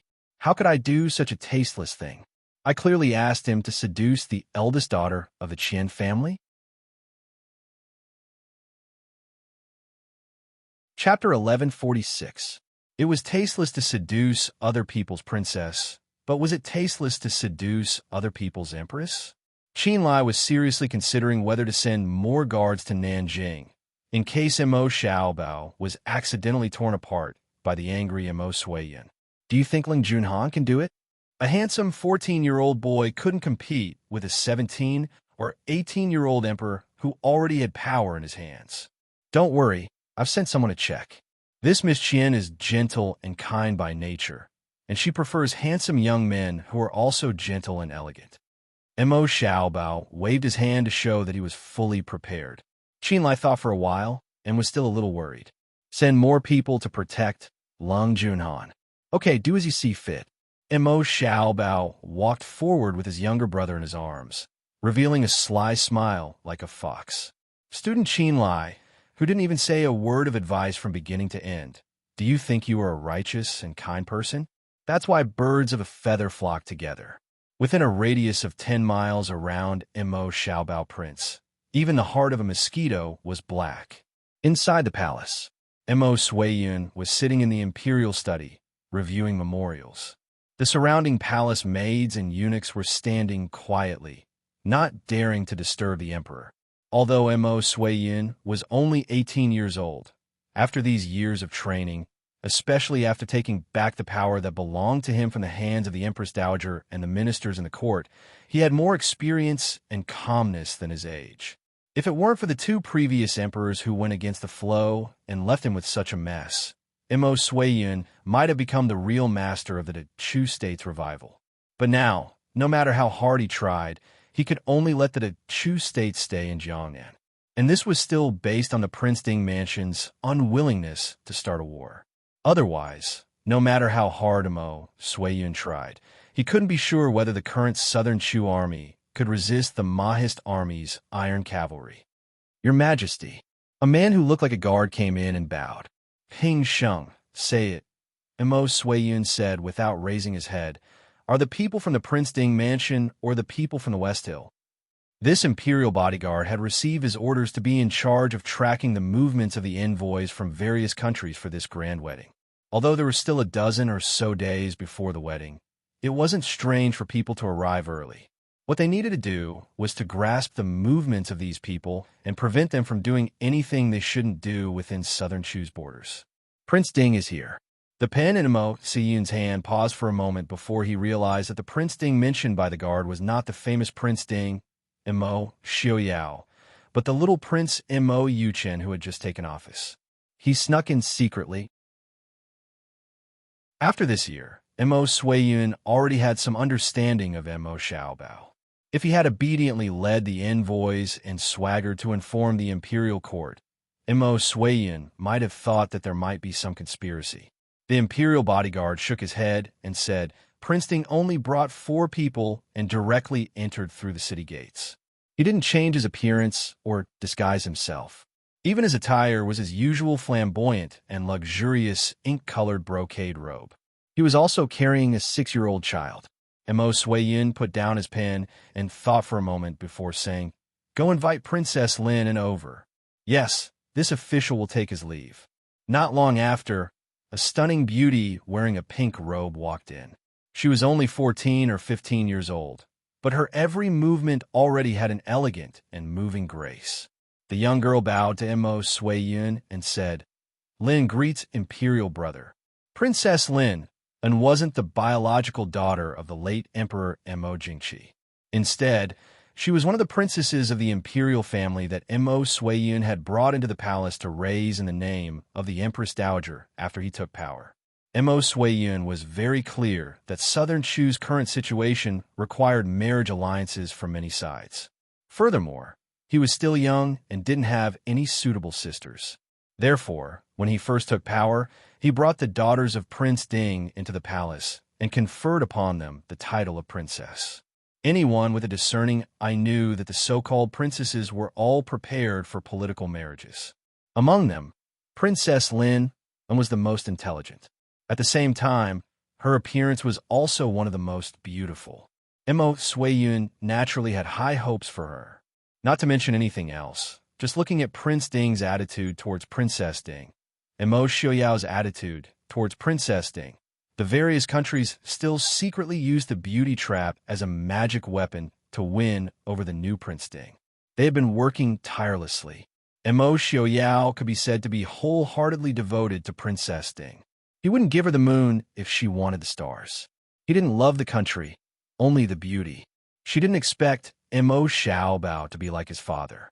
As long as he had half of his father's infatuation, it would be enough, right? Imperial brother, do you have any instructions for Linen? Princess Lin asked with a smile. Unlike other princesses who knew that they were going to be used for political marriages and were depressed, Princess Lin had always been cheerful and generous. Because she understood that since fate couldn't be changed, then she had to fight for the best result for herself. Mo Suiyun looked at her and said with a smile, Imperial sister, do you still remember what I told you before? Princess Lin was stunned and suddenly reacted. Her pretty face suddenly turned red with anger. Ah. What Imperial brother said is, Mo Suiyun nodded and said, yes. Mo Yuchen has already arrived in Nanjing. Princess Lin tried to suppress her heartbeat and bowed her head. Lin, I'm afraid Prince Ding won't take a fancy to me. Mo Suiyun smiled faintly and said, Imperial sister, you worry too much. Now, even in the whole world, there are only a few women who can be as good as Imperial sister in both literature and martial arts. These words were true. Princess Lin was not only proficient in zither, chess, calligraphy, and painting since she was a child, but in recent years, she also practiced martial arts. Although she couldn't become a master, she also had a little success. Compared with the ordinary Jiangnan girls, she had a little more heroic spirit. Mo Suiyun stood up and said with a smile, Anyway, I have nothing to do now. Imperial sister, why don't you go out with me? Princess Lin knew that Mo Suiyun wanted to see Prince Ding and Mo Yuchen and couldn't help blushing. Most of the girls at their age grew up listening to the legend of Prince Ding and Princess Consort. No one didn't envy Princess Ding's luck and the feelings between the two. For Mo Yuchen, the beloved son of Prince Ding and Princess Consort, they naturally had a little more expectations. Imperial sister obeys. Please wait a moment, Imperial brother. Let Imperial sister change clothes and come over. Mo Suiyun smiled faintly and said, Go. Watching Princess Lin turn around and walk away quickly, Mo Suiyun's handsome face showed a bit of deep thought. Mo Yuchen had been scheming since he was a child. Mo Suiyun didn't have much hope that the honey trap would work. But it didn't matter if it didn't work out. He could just treat it as an ordinary marriage. It was just that Mo Suiyun didn't know that when he prepared a honey trap to entertain Mo Xiaobao, Mo Xiaobao was also deliberately trying to steal his wife. Chapter 1147. The Floral Moon Brothel was the most famous brothel in Nanjing City because there was a beautiful lady called Shirin who was known as Jiangnan's #1 courtesan. Ever since the Dechu state moved south to Jiangnan, there were many people who led a befuddled life. Even in these few years, the entire Jiangnan didn't become serious because of Mo Suiyun's ambition to make the country rich and powerful. Instead, there were endless sounds of debauchery. Every day, countless princes, young masters, talents would sleep in the brothel, unable to wake up. This also caused Shirin's reputation to spread even further.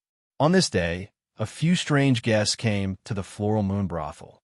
The brothel usually didn't open for business during the day, but 3 guests came early in the morning. 2 handsome young men.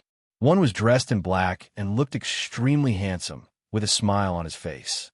The other was dressed in dark green, with a tall figure and a cold expression. The most important thing was that the young man in white was carrying a 5 to 6-year-old child in white brocade clothes. The moment the 3 of them entered, they wanted the #1 courtesan in the Floral Moon Brothel, Shirin, to sing. The brothel keeper, who was unhappy at first, was overjoyed when she saw the banknotes that the other party casually gave out. Opening a brothel was to earn money. As long as there was money to be earned, who cared if it was open during the day or at night? Thus, the 2 young men and the child were welcomed by the brothel keeper into the best room on the 2nd floor of the Floral Moon Brothel. The cold sound of the zither rang out in the room. There were good wine and delicious food, beautiful maids looking around, and enchanting dancers dancing. Mo Xiaobao was half lying on a recliner, drinking wine while squinting his eyes to watch the singing and dancing in front of him. Not far away, There was a beautiful woman with a veil sitting and playing the zither. Mo Yufeng was placed on a chair by him, lying on top of him as he curiously watched the singing and dancing in front of him. Qin Lai sat on a chair on the other side, eating the freshest fruits from Jiangnan, while saying casually, "Is the brothel in Jiangnan more fun than the one in Glass City?" Glass City was the most prosperous city in the Central Plains. What kind of brothel didn't it have? There were even many blonde courtesans, but Mo Xiaobao didn't seem to like them that much. If it was for the sake of striking beauty, then that was even more wrong. What kind of beauty hadn't Glass City seen before? At least half of the top 10 beauties in the world were in Glass City. Mo Xiaobao lazily looked at him and said, "I'll lie, you don't understand. In Glass City, there are always some misgivings when playing. We can't go overboard in our own territory." Qin Lai nodded in understanding. Glass City citizens mostly watched Mo Xiaobao and Ting Shui grow up. Little Prince Mo felt that he couldn't let loose in his own territory. As the saying goes, even rabbits don't eat the grass near their burrows. Mo Xiaobao nodded with satisfaction and said with a smile, "That's right. Besides, since I've come to Jiangnan, it would be a pity if I didn't take a look at the #1 courtesan in Jiangnan." "Now that you've seen it, what do you think?" Qin Lai asked. Mo Xiaobao sighed and said, "The little emperor's taste is very ordinary." The #1 courtesan in Jiangnan in front of him, although she didn't pull down her veil, Mo Xiaobao claimed that he had seen countless people. Just by looking, he could tell how stunning this girl's appearance was. And that zither skill that was said to be the best in Jiangnan was very ordinary.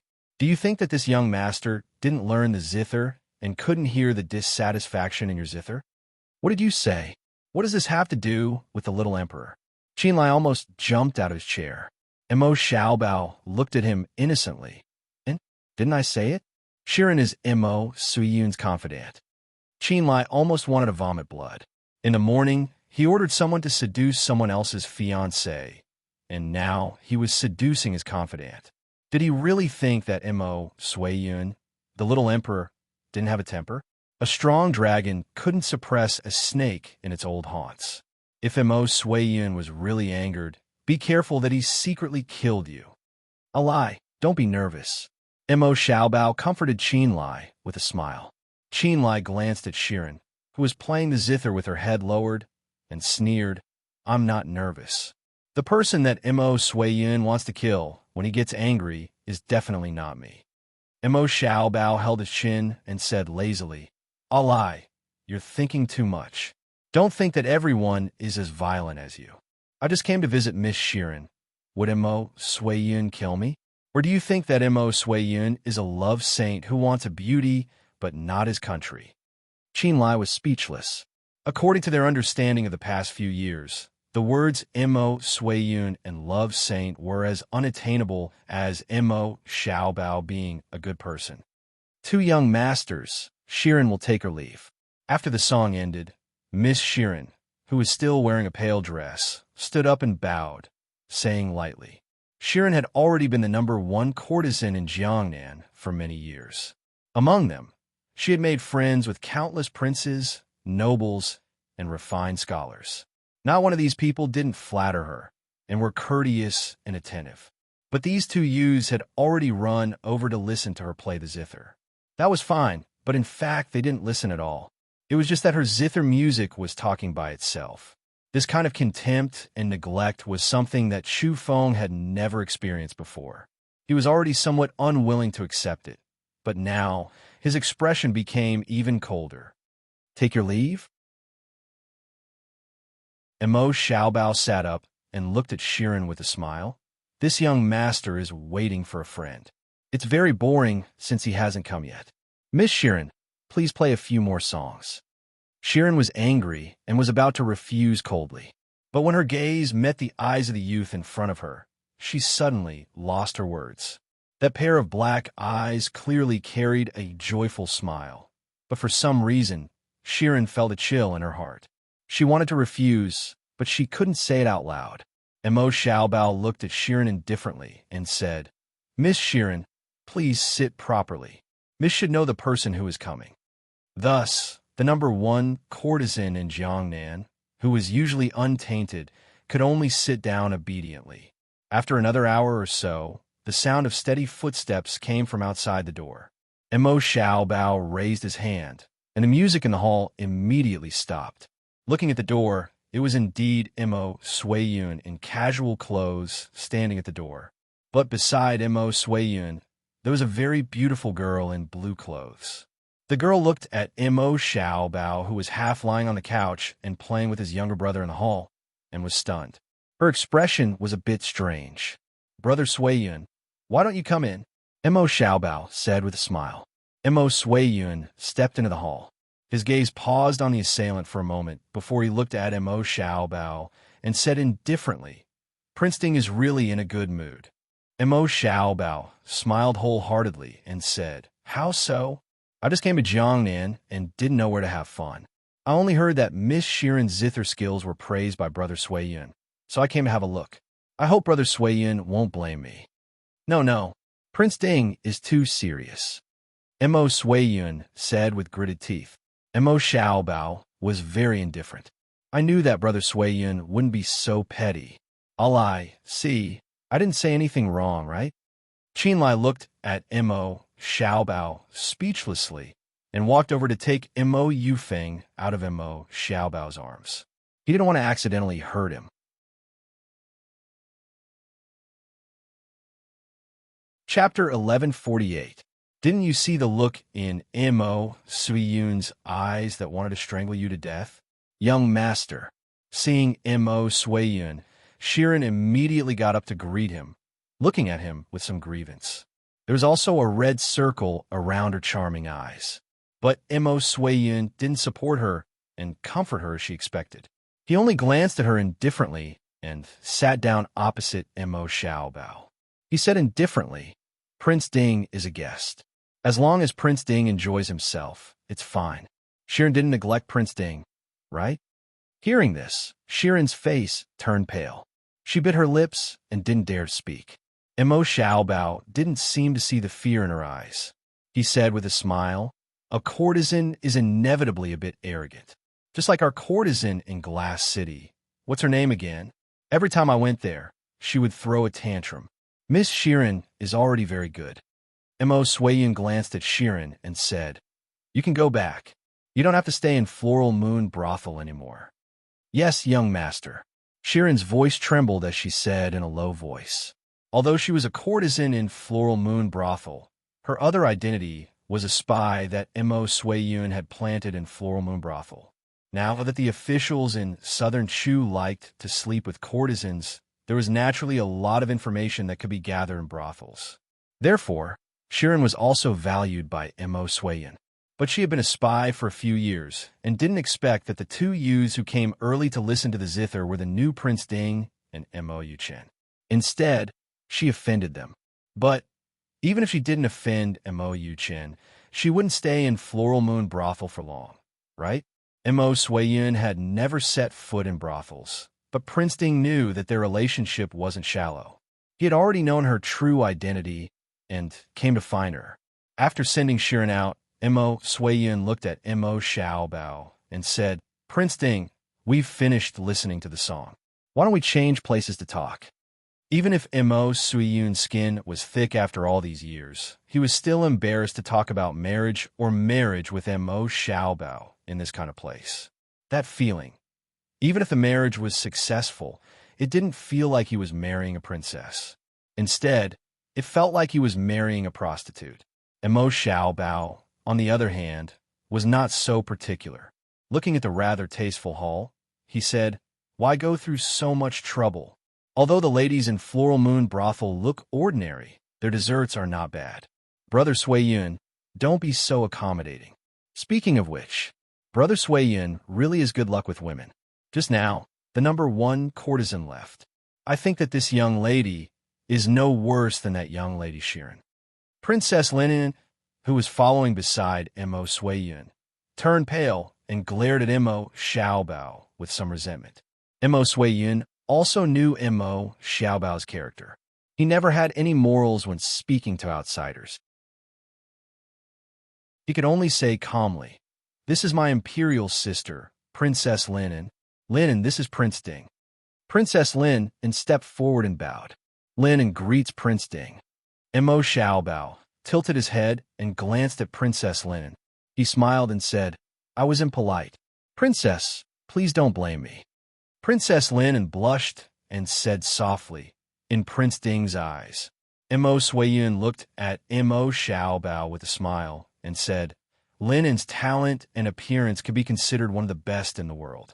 Moreover, she has admired Prince Ding's concubine since she was young and diligently practiced martial arts. She can be said to be well-versed in both the pen and the sword. Imperial brother, Princess Lin, and said coquettishly. Mo Suiyun smiled leisurely and looked at Mo Xiaobao with raised eyebrows. Mo Xiaobao blinked his eyes and looked at Princess Lin and with a smile. Princess has really worked hard. But why are you learning from my mother?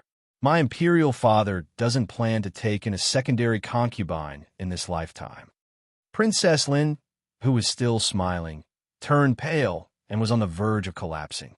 Although they had only met for less than a quarter of an hour, Princess Lin had already experienced the prowess of this extraordinarily handsome young man.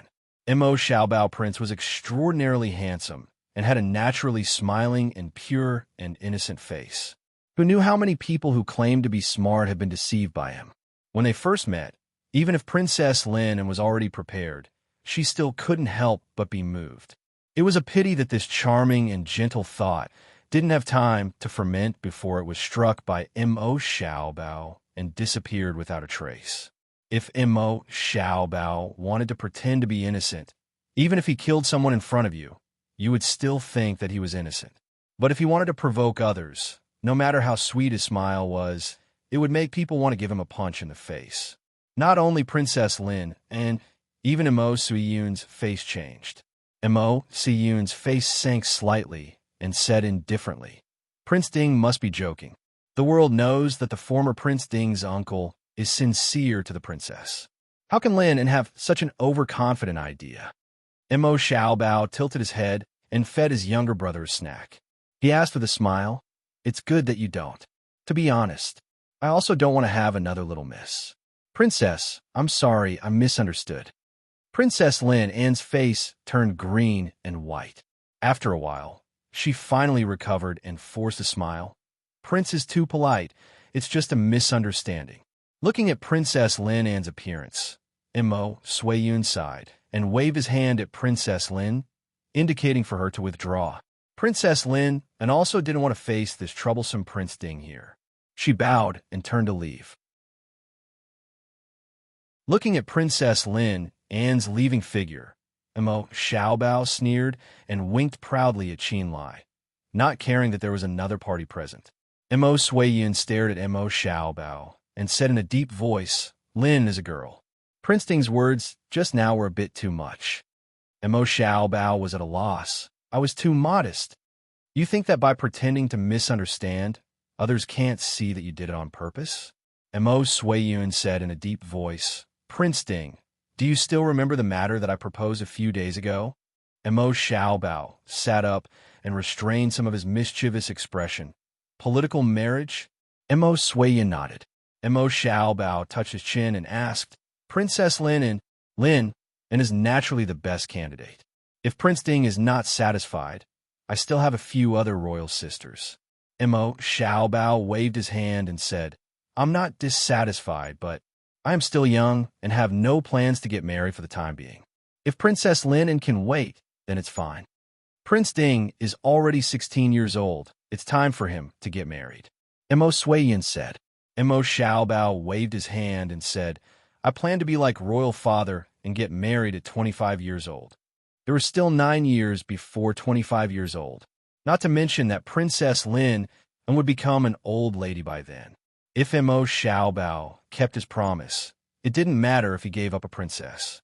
But who knew what would happen in these 9 years? I heard that Glass City is preparing to hold a consort selection banquet. Mo Xiaobao chuckled and said, That's right. Brother Suiyun, are you interested? Mo Suiyun said in a deep voice, What if Lin can stand out from the consort selection banquet? Mo Xiaobao said sincerely, then I will seriously choose a good husband for Princess. Mo Xiaobao touched his nose and said with a smile, Brother Sui Yun, Glass City is planning to hold a beautiful banquet. What's the difference? I can arrange a marriage for them after selecting them, lest they keep thinking about I. Mo Xiaobao said as a matter of fact. Chapter 1149. At this point, if Mo Suiyun still couldn't understand Mo Xiaobao's meaning, then he should abdicate immediately. Because he didn't have much hope for the beauty trap to work, Mo Suiyun wasn't too angry, even though he was a little unhappy. Then, he calmed down and nodded indifferently. I see. I really envy Prince Ding's carefree nature. These words were absolutely sincere. In this world, there were very few people who could be unrestrained.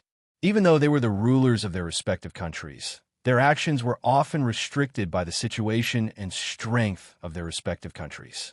Those who could do whatever they wanted were only incapable rulers. But Mo Xiaobao was different. He had the natural advantages left behind by Mo Xiaoyao. Although he was still young and might not be able to truly convince the masses, he had a smart mind that most people in the world couldn't compare to and the full support of the Su family. So, he could be willful and reckless. Facing Mo Suiyun's jealous praise, Mo Xiaobao only touched his nose and smiled. I also envy Brother Sui Yun for finding a satisfactory empress so quickly. I wish Brother Sui Yun and Miss Qian to grow old together and never leave each other. Mo Sui Yun was silent. He didn't know why Mo Xiaobao's congratulations sounded more like a curse in his ears. Mo Sui Yun quickly left with Princess Lin. As an emperor, and an emperor who was about to get married, he naturally wasn't as lucky as Mo Xiaobao to wander around. Qin Lai hugged Mo Yufeng and sat down at the side. He looked at Mo Xiaobao with a cold expression and said, So, you came to Floral Moon Brothel early in the morning just to get rid of a spy that Mo Sui Yun placed here, and at the same time, to mock him? Mo Xiaobao lay on the chair and said lazily, How can I be so bored? I really came here to drink tea. Hua Shiren, Princess Lin, and Mo Sui Yun are all just along the way. I'd be a fool to believe you. Mo Sui Yun wants to marry Princess Lin into you? Qin Lai asked curiously. In fact, including Lung Junhan and Su Zhuwei, they had always felt that those who constantly tried to send beautiful women to Mo Xiaobao by various means were all crazy. No matter how beautiful a woman was, she would only be tortured to death by Mo Xiaobao. Those beautiful spies that were painstakingly cultivated by various countries might be of some use if they were used elsewhere, but in front of Mo Xiaobao, other than being killed by him using all kinds of methods, they were completely useless. Brother Sui Yun is also concerned about Ai's marriage. However, I'm very sorry that I cannot accept his kindness. Qin Lai was obviously very used to Ai's way of speaking. He asked, Then what do you plan to do? Mo Xiaobao tilted his head and thought for a moment. Since Brother Yun is so close to I should also be concerned about him, right? He definitely doesn't want you to care about her. You plan on giving him a beauty? Qin Lai asked. Mo Xiaobao nodded happily. I have already chosen a candidate.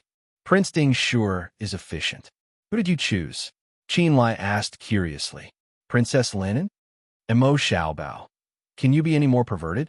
On one hand, you're trying to steal someone's wife, and on the other hand, you are scheming against someone's cousin.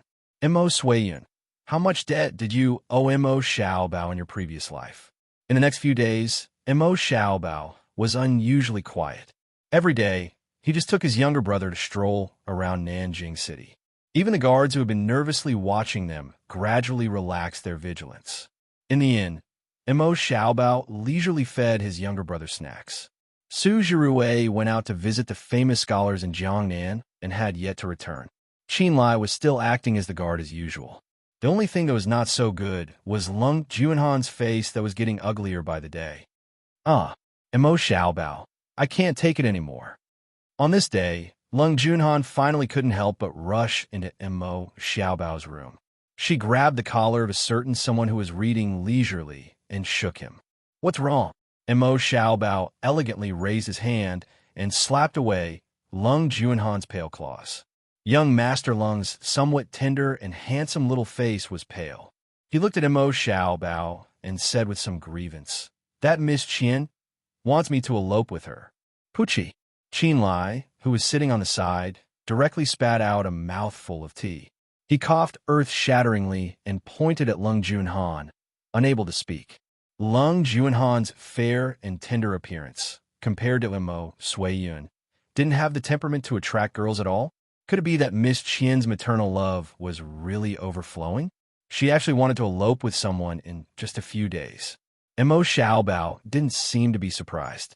He said with a smile, "It seems that the future empress of Southern Shu isn't very faithful. Mo Suiyun's taste really needs to be improved." Lung Junhan couldn't help but stomp her feet. "What should I do?"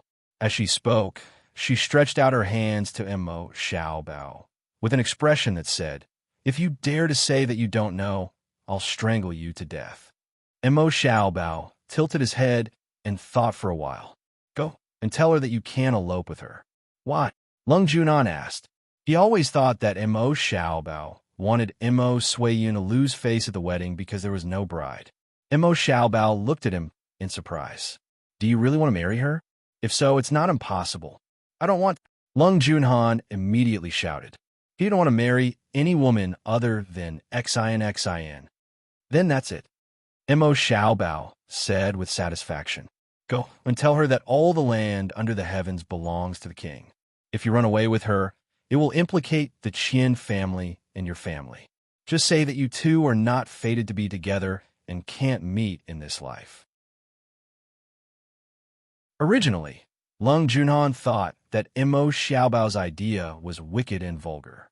But when she heard that they couldn't meet in this life, her eyes immediately lit up. She nodded seriously and said, "I know. I will act well." It was really great that they couldn't meet in this life. He didn't want to see that foolish and gullible Miss Qian again. Looking at Lung Junhan's excited expression, Mo Xiaobao secretly smiled. "What a gullible fool. Do you think that I told you to hook up with Miss Qian for fun? How can we meet forever?" Therefore, student Mo Xiaobao walked further and further on the path of being sinister, vicious, and shameless. Student Mo Xiaobao, have you really not heard of the saying, "Good will be rewarded with good, evil will be punished with evil"? Prince Shilling Jinim of Gojoseon is here. Outside the door, the shadow guard respectfully reported. "Shilling Jinim of Gojoseon?" Mo Xiaobao blinked. Qin Lai said lightly, "Shilling Jinim of Gojoseon, Lei Tingfeng, 40 years old.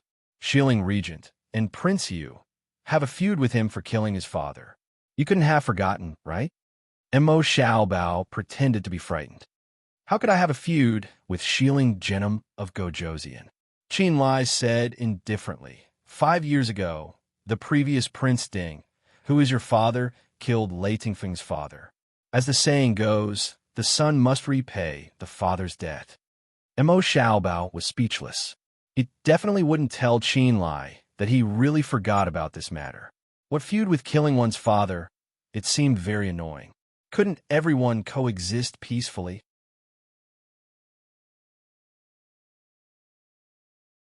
Chapter 1150.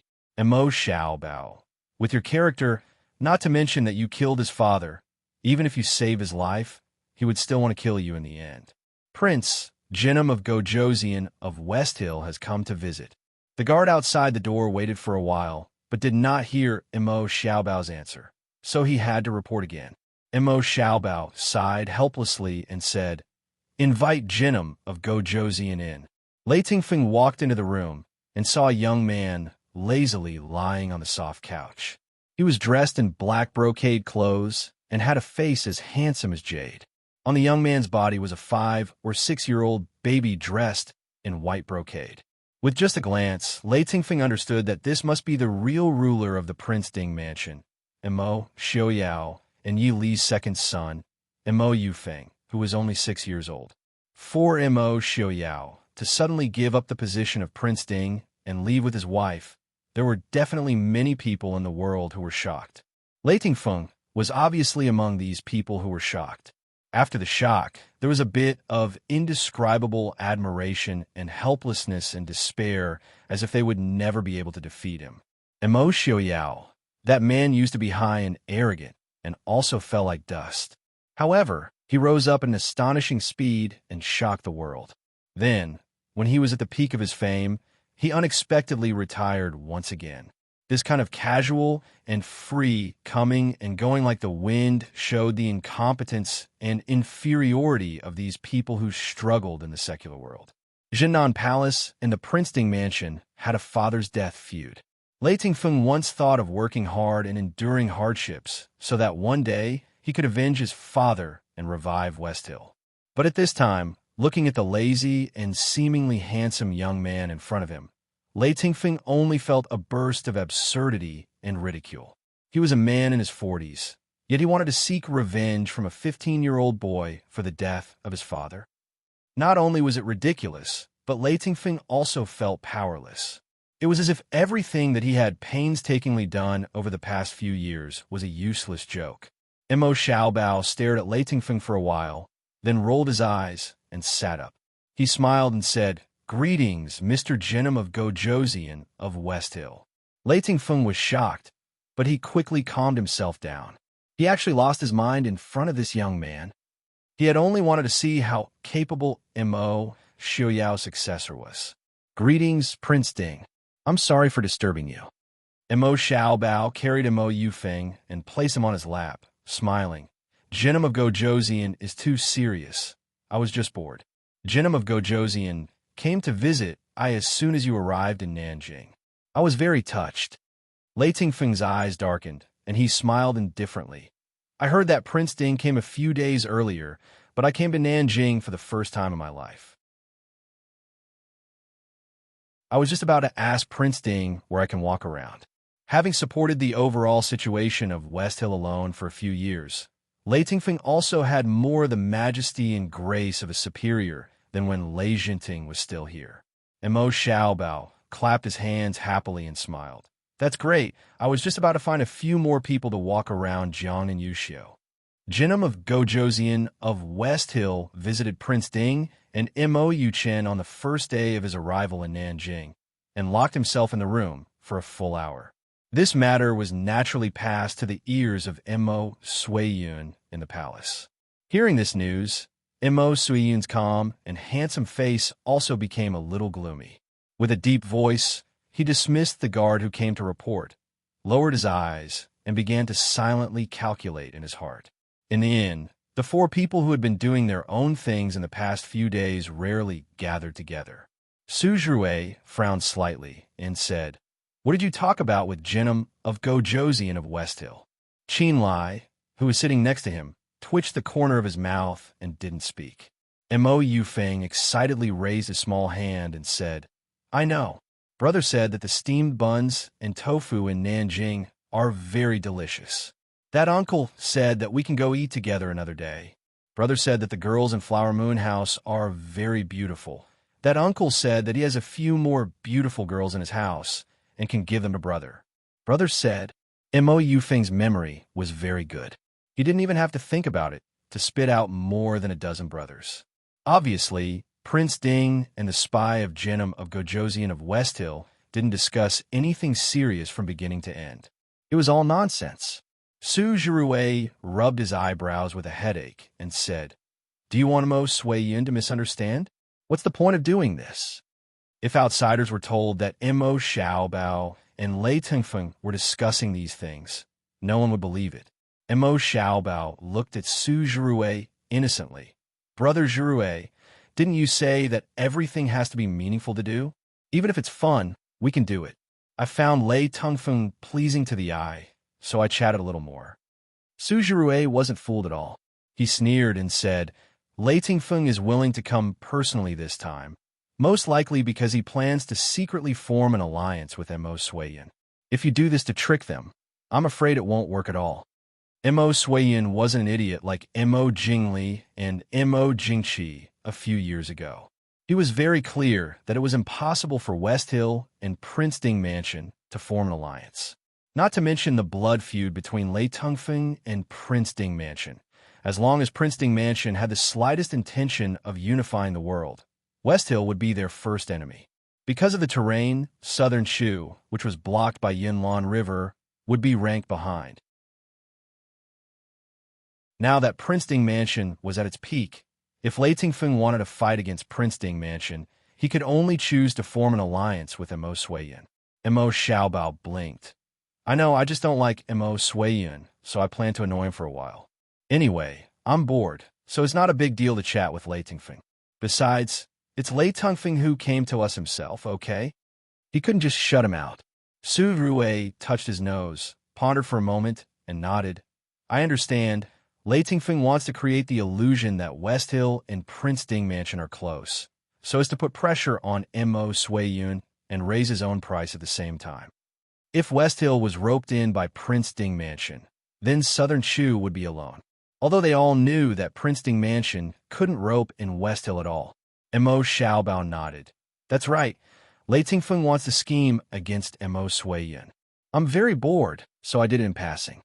If West Hill and Southern Shu successfully form an alliance, their alliance will only be more consolidated, and it won't be good for us, Qin Lai said in a low voice.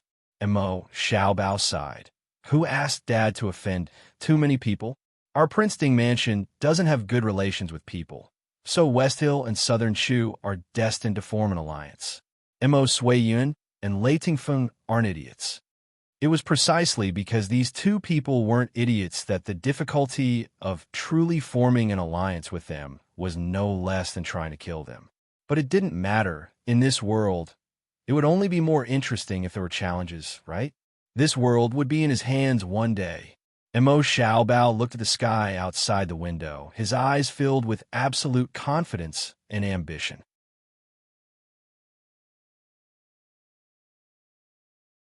Chapter 1151. In the blink of an eye, it was almost the day of Mo Suiyun's wedding, and the envoys from various countries had almost all arrived. Other than Lei Tingfeng and Mo Xiaobao, no other country's ruler came personally. Ever since the secret talk with Lei Tingfeng, Mo Xiaobao had been unusually quiet. Even when he received the alliance agreement that Lei Tingfeng and Mo Suiyun had secretly signed, he didn't show the slightest change in expression. However, even if Mo Xiaobao obediently didn't cause any trouble, Mo Suiyun's wedding was destined to become a joke because he couldn't think straight and invited this unlucky star to attend. On the first day of the wedding, a frightening piece of news spread to the palace. The future empress of Southern Shu, Mo Suiyun's fiancée, actually eloped with someone on the first day of the wedding. Mo Suiyun, who received this news, broke the weasel hair brush in his hand on the spot. Speak. What exactly happened? Mo Suiyun asked coldly. The guards sent out were quite capable and returned in less than 4 hours. Reporting to your majesty, we have interrogated the emperor, Qian Residence's maid. It is said that Miss Qian met a young man surnamed Hua, who claimed to be a concubine's son from a wealthy merchant family in Guangling. The two of them were like. Miss Qian's mood has been very bad these few days. This morning, when the maid brought water to the room, she discovered that Miss Qian had disappeared. Young man surnamed Hua? Mo Suiyun frowned. What does he look like? Is he from Guangling? The guard said bitterly, Your Majesty, I'm afraid it's a fake name. There are no wealthy merchants in Guangling who believe in Hua. Although Guangling was now the territory of the Princeton Mansion, it was too close to Southern Shu, so they were naturally familiar with it. Moreover, the surname Hua was very rare. If there was such a surname, they would naturally know about it. According to Miss Qian's maid, it was a handsome young man dressed in white who looked to be around 13 or 14 years old. He looked very handsome and obedient, making people feel that he was a good person. Fake name? Mo Suiyun frowned. If the bride really eloped with someone, then it was fine. But if someone deliberately abducted the bride at this time, then, no matter what, that woman surnamed Qian deserved to die. Immediately send someone to look for him. If he's alive, I want to see him. If he's dead, I want to see his corpse. Mo Suiyun said sternly. Yes, Your Majesty. The guard's heart trembled, and he hurriedly accepted the order and retreated. Regardless of whether this Miss Qian was dead or alive, or why she had escaped from the marriage. He was afraid that even if he found her, she would not be able to survive. Reporting to the emperor, Prince Ding requests an audience. The eunuch outside the door reported. Mo Sui-yun's face darkened. The person he didn't want to see the most right now was Mo Xiaobao. He said impatiently, I won't see him. Aya, Brother Sui-yun. She personally came to comfort you. How can you be so cold and heartless? Outside the door, Mo Xiaobao's lazy and mocking voice rang out, making people gnash their teeth in hatred. Without waiting for Mo Sui-yun to speak, Mo Xiaobao had already walked in with a face full of smiles. Seeing him like this, Mo Sui-yun inexplicably thought of Mo Xiaobao's catchphrase from time to time. Seeing that you're not doing well makes me satisfied. This bastard definitely came to see him make a fool of himself. What are you doing here? Mo Sui-yun said angrily. Mo Xiaobao blinked innocently and said, I heard that Brother Siyun's Empress, In, is missing. Didn't I specially come to comfort Brother Sui-yun? Hey, I still have a few people I can use in Nanjing City. Do you want them to help you look for her? What if tomorrow's wedding is delayed? No need. Mo Sui-yun gritted his teeth. This fellow really came to see him make a fool of himself. He actually thought that he was in a hurry to find that woman for tomorrow's wedding. Could it be that Mo Sui-yun, had fallen so low that he had to marry a woman who had eloped with someone else? We are acquaintances after all. Don't be so polite. Mo Xiaobao said kindly. Thank you for your good intentions. Mo Sui-yun gritted his teeth. Mo Xiaobao nodded generously and said with a smile, It's nothing. Mo Sui-yun resisted the urge to kick someone out and whip his corpse, and said in a deep voice, I still have important matters to attend to. If Prince Ding has nothing else, please go back first. Mo Xiaobao raised his eyebrows and said, Important matters? Is the whereabouts of the Empress considered important? She's not the Empress. Mo Sui-yun roared angrily. Mo Xiaobao was stunned by the roar, blinked his eyes, and said with some grievance, If that's the case, then there's nothing important. I will take my leave first. As he said that, he walked towards the door of the imperial study. Stop, Mo Sui-yun said angrily. Where is that bitch? Mo Xiaobao touched his chin and said with a smile, About this. Before entering the palace, I seem to have seen her following a man out of the North City Gate. She should have gone to the Yunlan River. After passing the Yunlan River, Mo Sui-yun was not in charge anymore, and the north was vast. It was very easy to hide someone. Mo Sui-yun's face turned black with anger, but he quickly reacted and stared at Mo Xiaobao suspiciously. How do you know her? About this. Mo Xiaobao looked at Mo Sui-yun hesitantly and said with some embarrassment, About that, I happen to know the Empress's sweetheart. Mo Yuchen, go a die for me. Mo Sui-yun finally couldn't take it anymore and directly pulled out the sword that was decorated on the wall and slashed towards Mo Xiaobao. Mo Xiaobao blinked his eyes excitedly and leisurely moved to the side to avoid this obviously unskilled sword.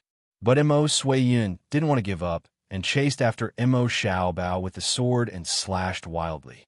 Mo Xiaobao didn't fight back and just smiled and moved to avoid Mo Sui-yun's attack. The two slashed all the way from the imperial study to the imperial garden. The guards who heard the news originally wanted to protect the emperor, but seeing that the attacker was their emperor and the person who was being slashed looked extremely leisurely, they felt that it was more troublesome to watch. On the contrary, it was more tiring to watch than to be chopped. Under such a comparison, the guards were too embarrassed to help. Brother Sui-yun, let's talk nicely. Mo Xiaobao said with a smile. Why should I talk to you? In his anger, Mo Sui-yun even forgot the word that was specially used by the emperor and directly scolded. He must kill Mo Yuchen, this scourge, to get rid of evil for the world. Brother Sui-yun, it's meaningless to vent your anger. It's not like I seduced that person. Everyone was horrified and revealed an expression of understanding. When they reacted, they wished they could immediately pierce their own ears. You dare to say that you didn't instruct it? Mo Sui-yun sneered. Mo Xiaobao thought for a while and said, I really didn't instruct. He only suggested in the beginning, threatened in the middle, and framed in the end. I don't believe it. Go and die. Mo Suiyin sneered. Mo Xiaobao helplessly jumped into the air and flew to the opposite roof to sit down, sighing, nowadays, it's really hard to be a good person.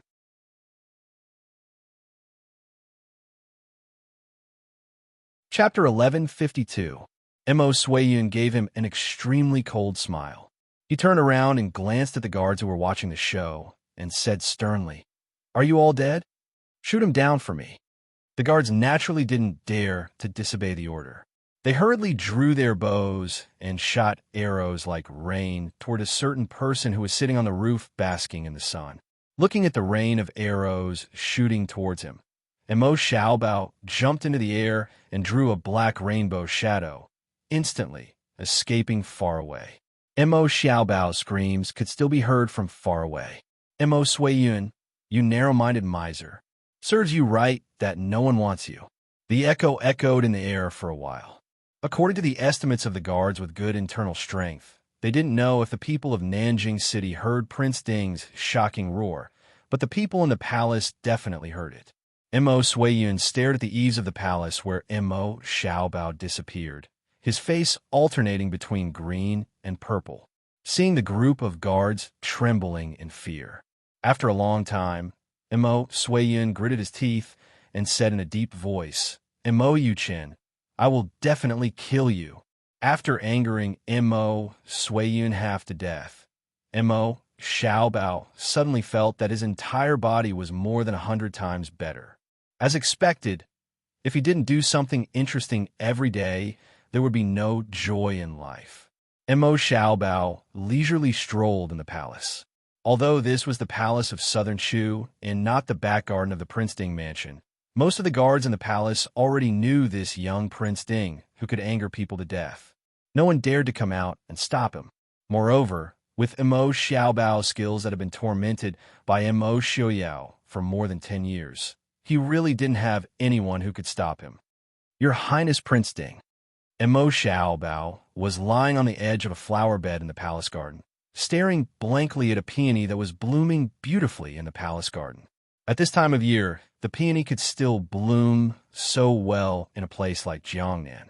He had to say that it was a pleasant surprise. Moreover, Glass City was located in the northwest. The flowers that could be seen were much less than Jiangnan. Mo Xiaobao only felt that the graceful and luxurious Wei Zi in front of him really suited his taste and style. He was hesitating whether or not he should steal her from the Imperial Garden and move her back to his Prince Ding Mansion's garden in Glass City. Looking back at Princess Lin, and who was coming from the other side of the garden, Mo Xiaobao turned his head back with no interest and continued to stare at the peony in front of him while silently drooling. "What is your Highness Prince Ding looking at?" Princess Lin, and only felt that the blue veins on her forehead were jumping. She was a great beauty, but in the eyes of Mo Yuchen, she was not as beautiful as a flower. Mo Yuchen said lightly, looking at the flowers. TSK, TSK. Jiangnan's environment was still the best. Look at the flowers. They were indeed the king of flowers. It's so gorgeous and graceful. It's really too charming. If she didn't have some sense, Princess Lin, and simply wanted to grab someone who was lying on the edge of the flower terrace and looking up, shaking him hard and roaring, "Are you really okay?" Being infatuated with a flower, but leaving her, a great beauty, aside. How did this kind of freak who looked at a dead thing like looking at a beauty, and a dead thing like looking at a beauty, and a dead thing be born? If Prince Ding likes it, Lin asked Royal Brother to give it to Prince Ding. Princess Lin and gritted her teeth, wishing she could destroy the Wei Zi that was trembling slightly in the wind. "Can I?" Mo Xiaobao hesitated and said, "Mo Suiyun is so stingy, he will definitely not agree." Princess Lin and immediately remembered the shocking call just now, and her beautiful lips couldn't help but twitch. With Royal Brother's current mood, he definitely only wanted to destroy someone's corpse. Give him such a precious Wei Zi. She was afraid that he didn't want to give a single weed in the Imperial Garden to Prince Ding. Mo Xiaobao casually bit his finger and said, "But it doesn't matter. I could take it back first. When Immerse Suyun's anger subsides, I'll tell him. Princess Lin An's mouth twitched, coughing lightly, and said, Prince Lin has something to ask, Prince. Can I ask Prince to give me a little bit of time? The word "a little bit" seemed to be squeezed out from the gaps between her teeth. Immerse Xiaobao blinked his eyes and finally nodded.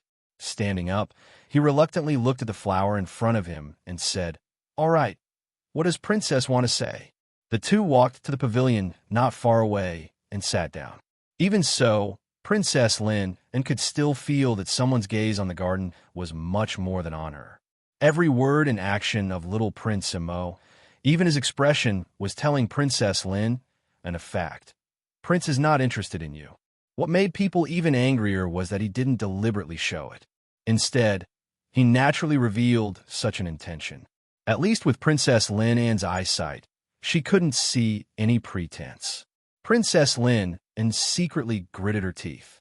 Although Prince Ding was one of the best in the world, no matter if it was appearance, power, or ability, but if she could choose, she definitely didn't want to marry such a man. If the previous generation's Prince Ding was the representative of a good husband, then this person in front of her was simply the synonym of a bastard. The woman who married him would definitely have 8 lifetimes of bad luck. But Princess Lin knew that if she didn't marry him, she could only marry those rich young masters in Nanjing that her imperial brother needed to rope in. Since the Chu state moved to the south, those young masters of the officials became more and more dandy. If it was said that in the early years, there were a few outstanding men who occasionally came, but these years, those who had real ability all ran to Li City. And Princess Lin didn't want to marry an ordinary dandy and spend her life in a big house in obscurity. What does Princess Lin want to say? After waiting for a moment, seeing that Princess Lin didn't speak, Immerse Xiaobao raised his eyebrows and asked. Princess Lin gritted her teeth and asked in a deep voice, Lin wants to know, what is wrong with me that Prince is not willing to marry Lin? Not good. Immerse Xiaobao raised his eyebrows and sized up Princess Lin a few times. Then he said with a smile, This is probably because Princess Lin is too old. Princess Lin gritted her teeth. I am only 15 years old. Immerse Xiaobao nodded and said, Yes, but I said that you will only marry when you are 25 years old. At that time, you'll be 25 years old. Won't you be old?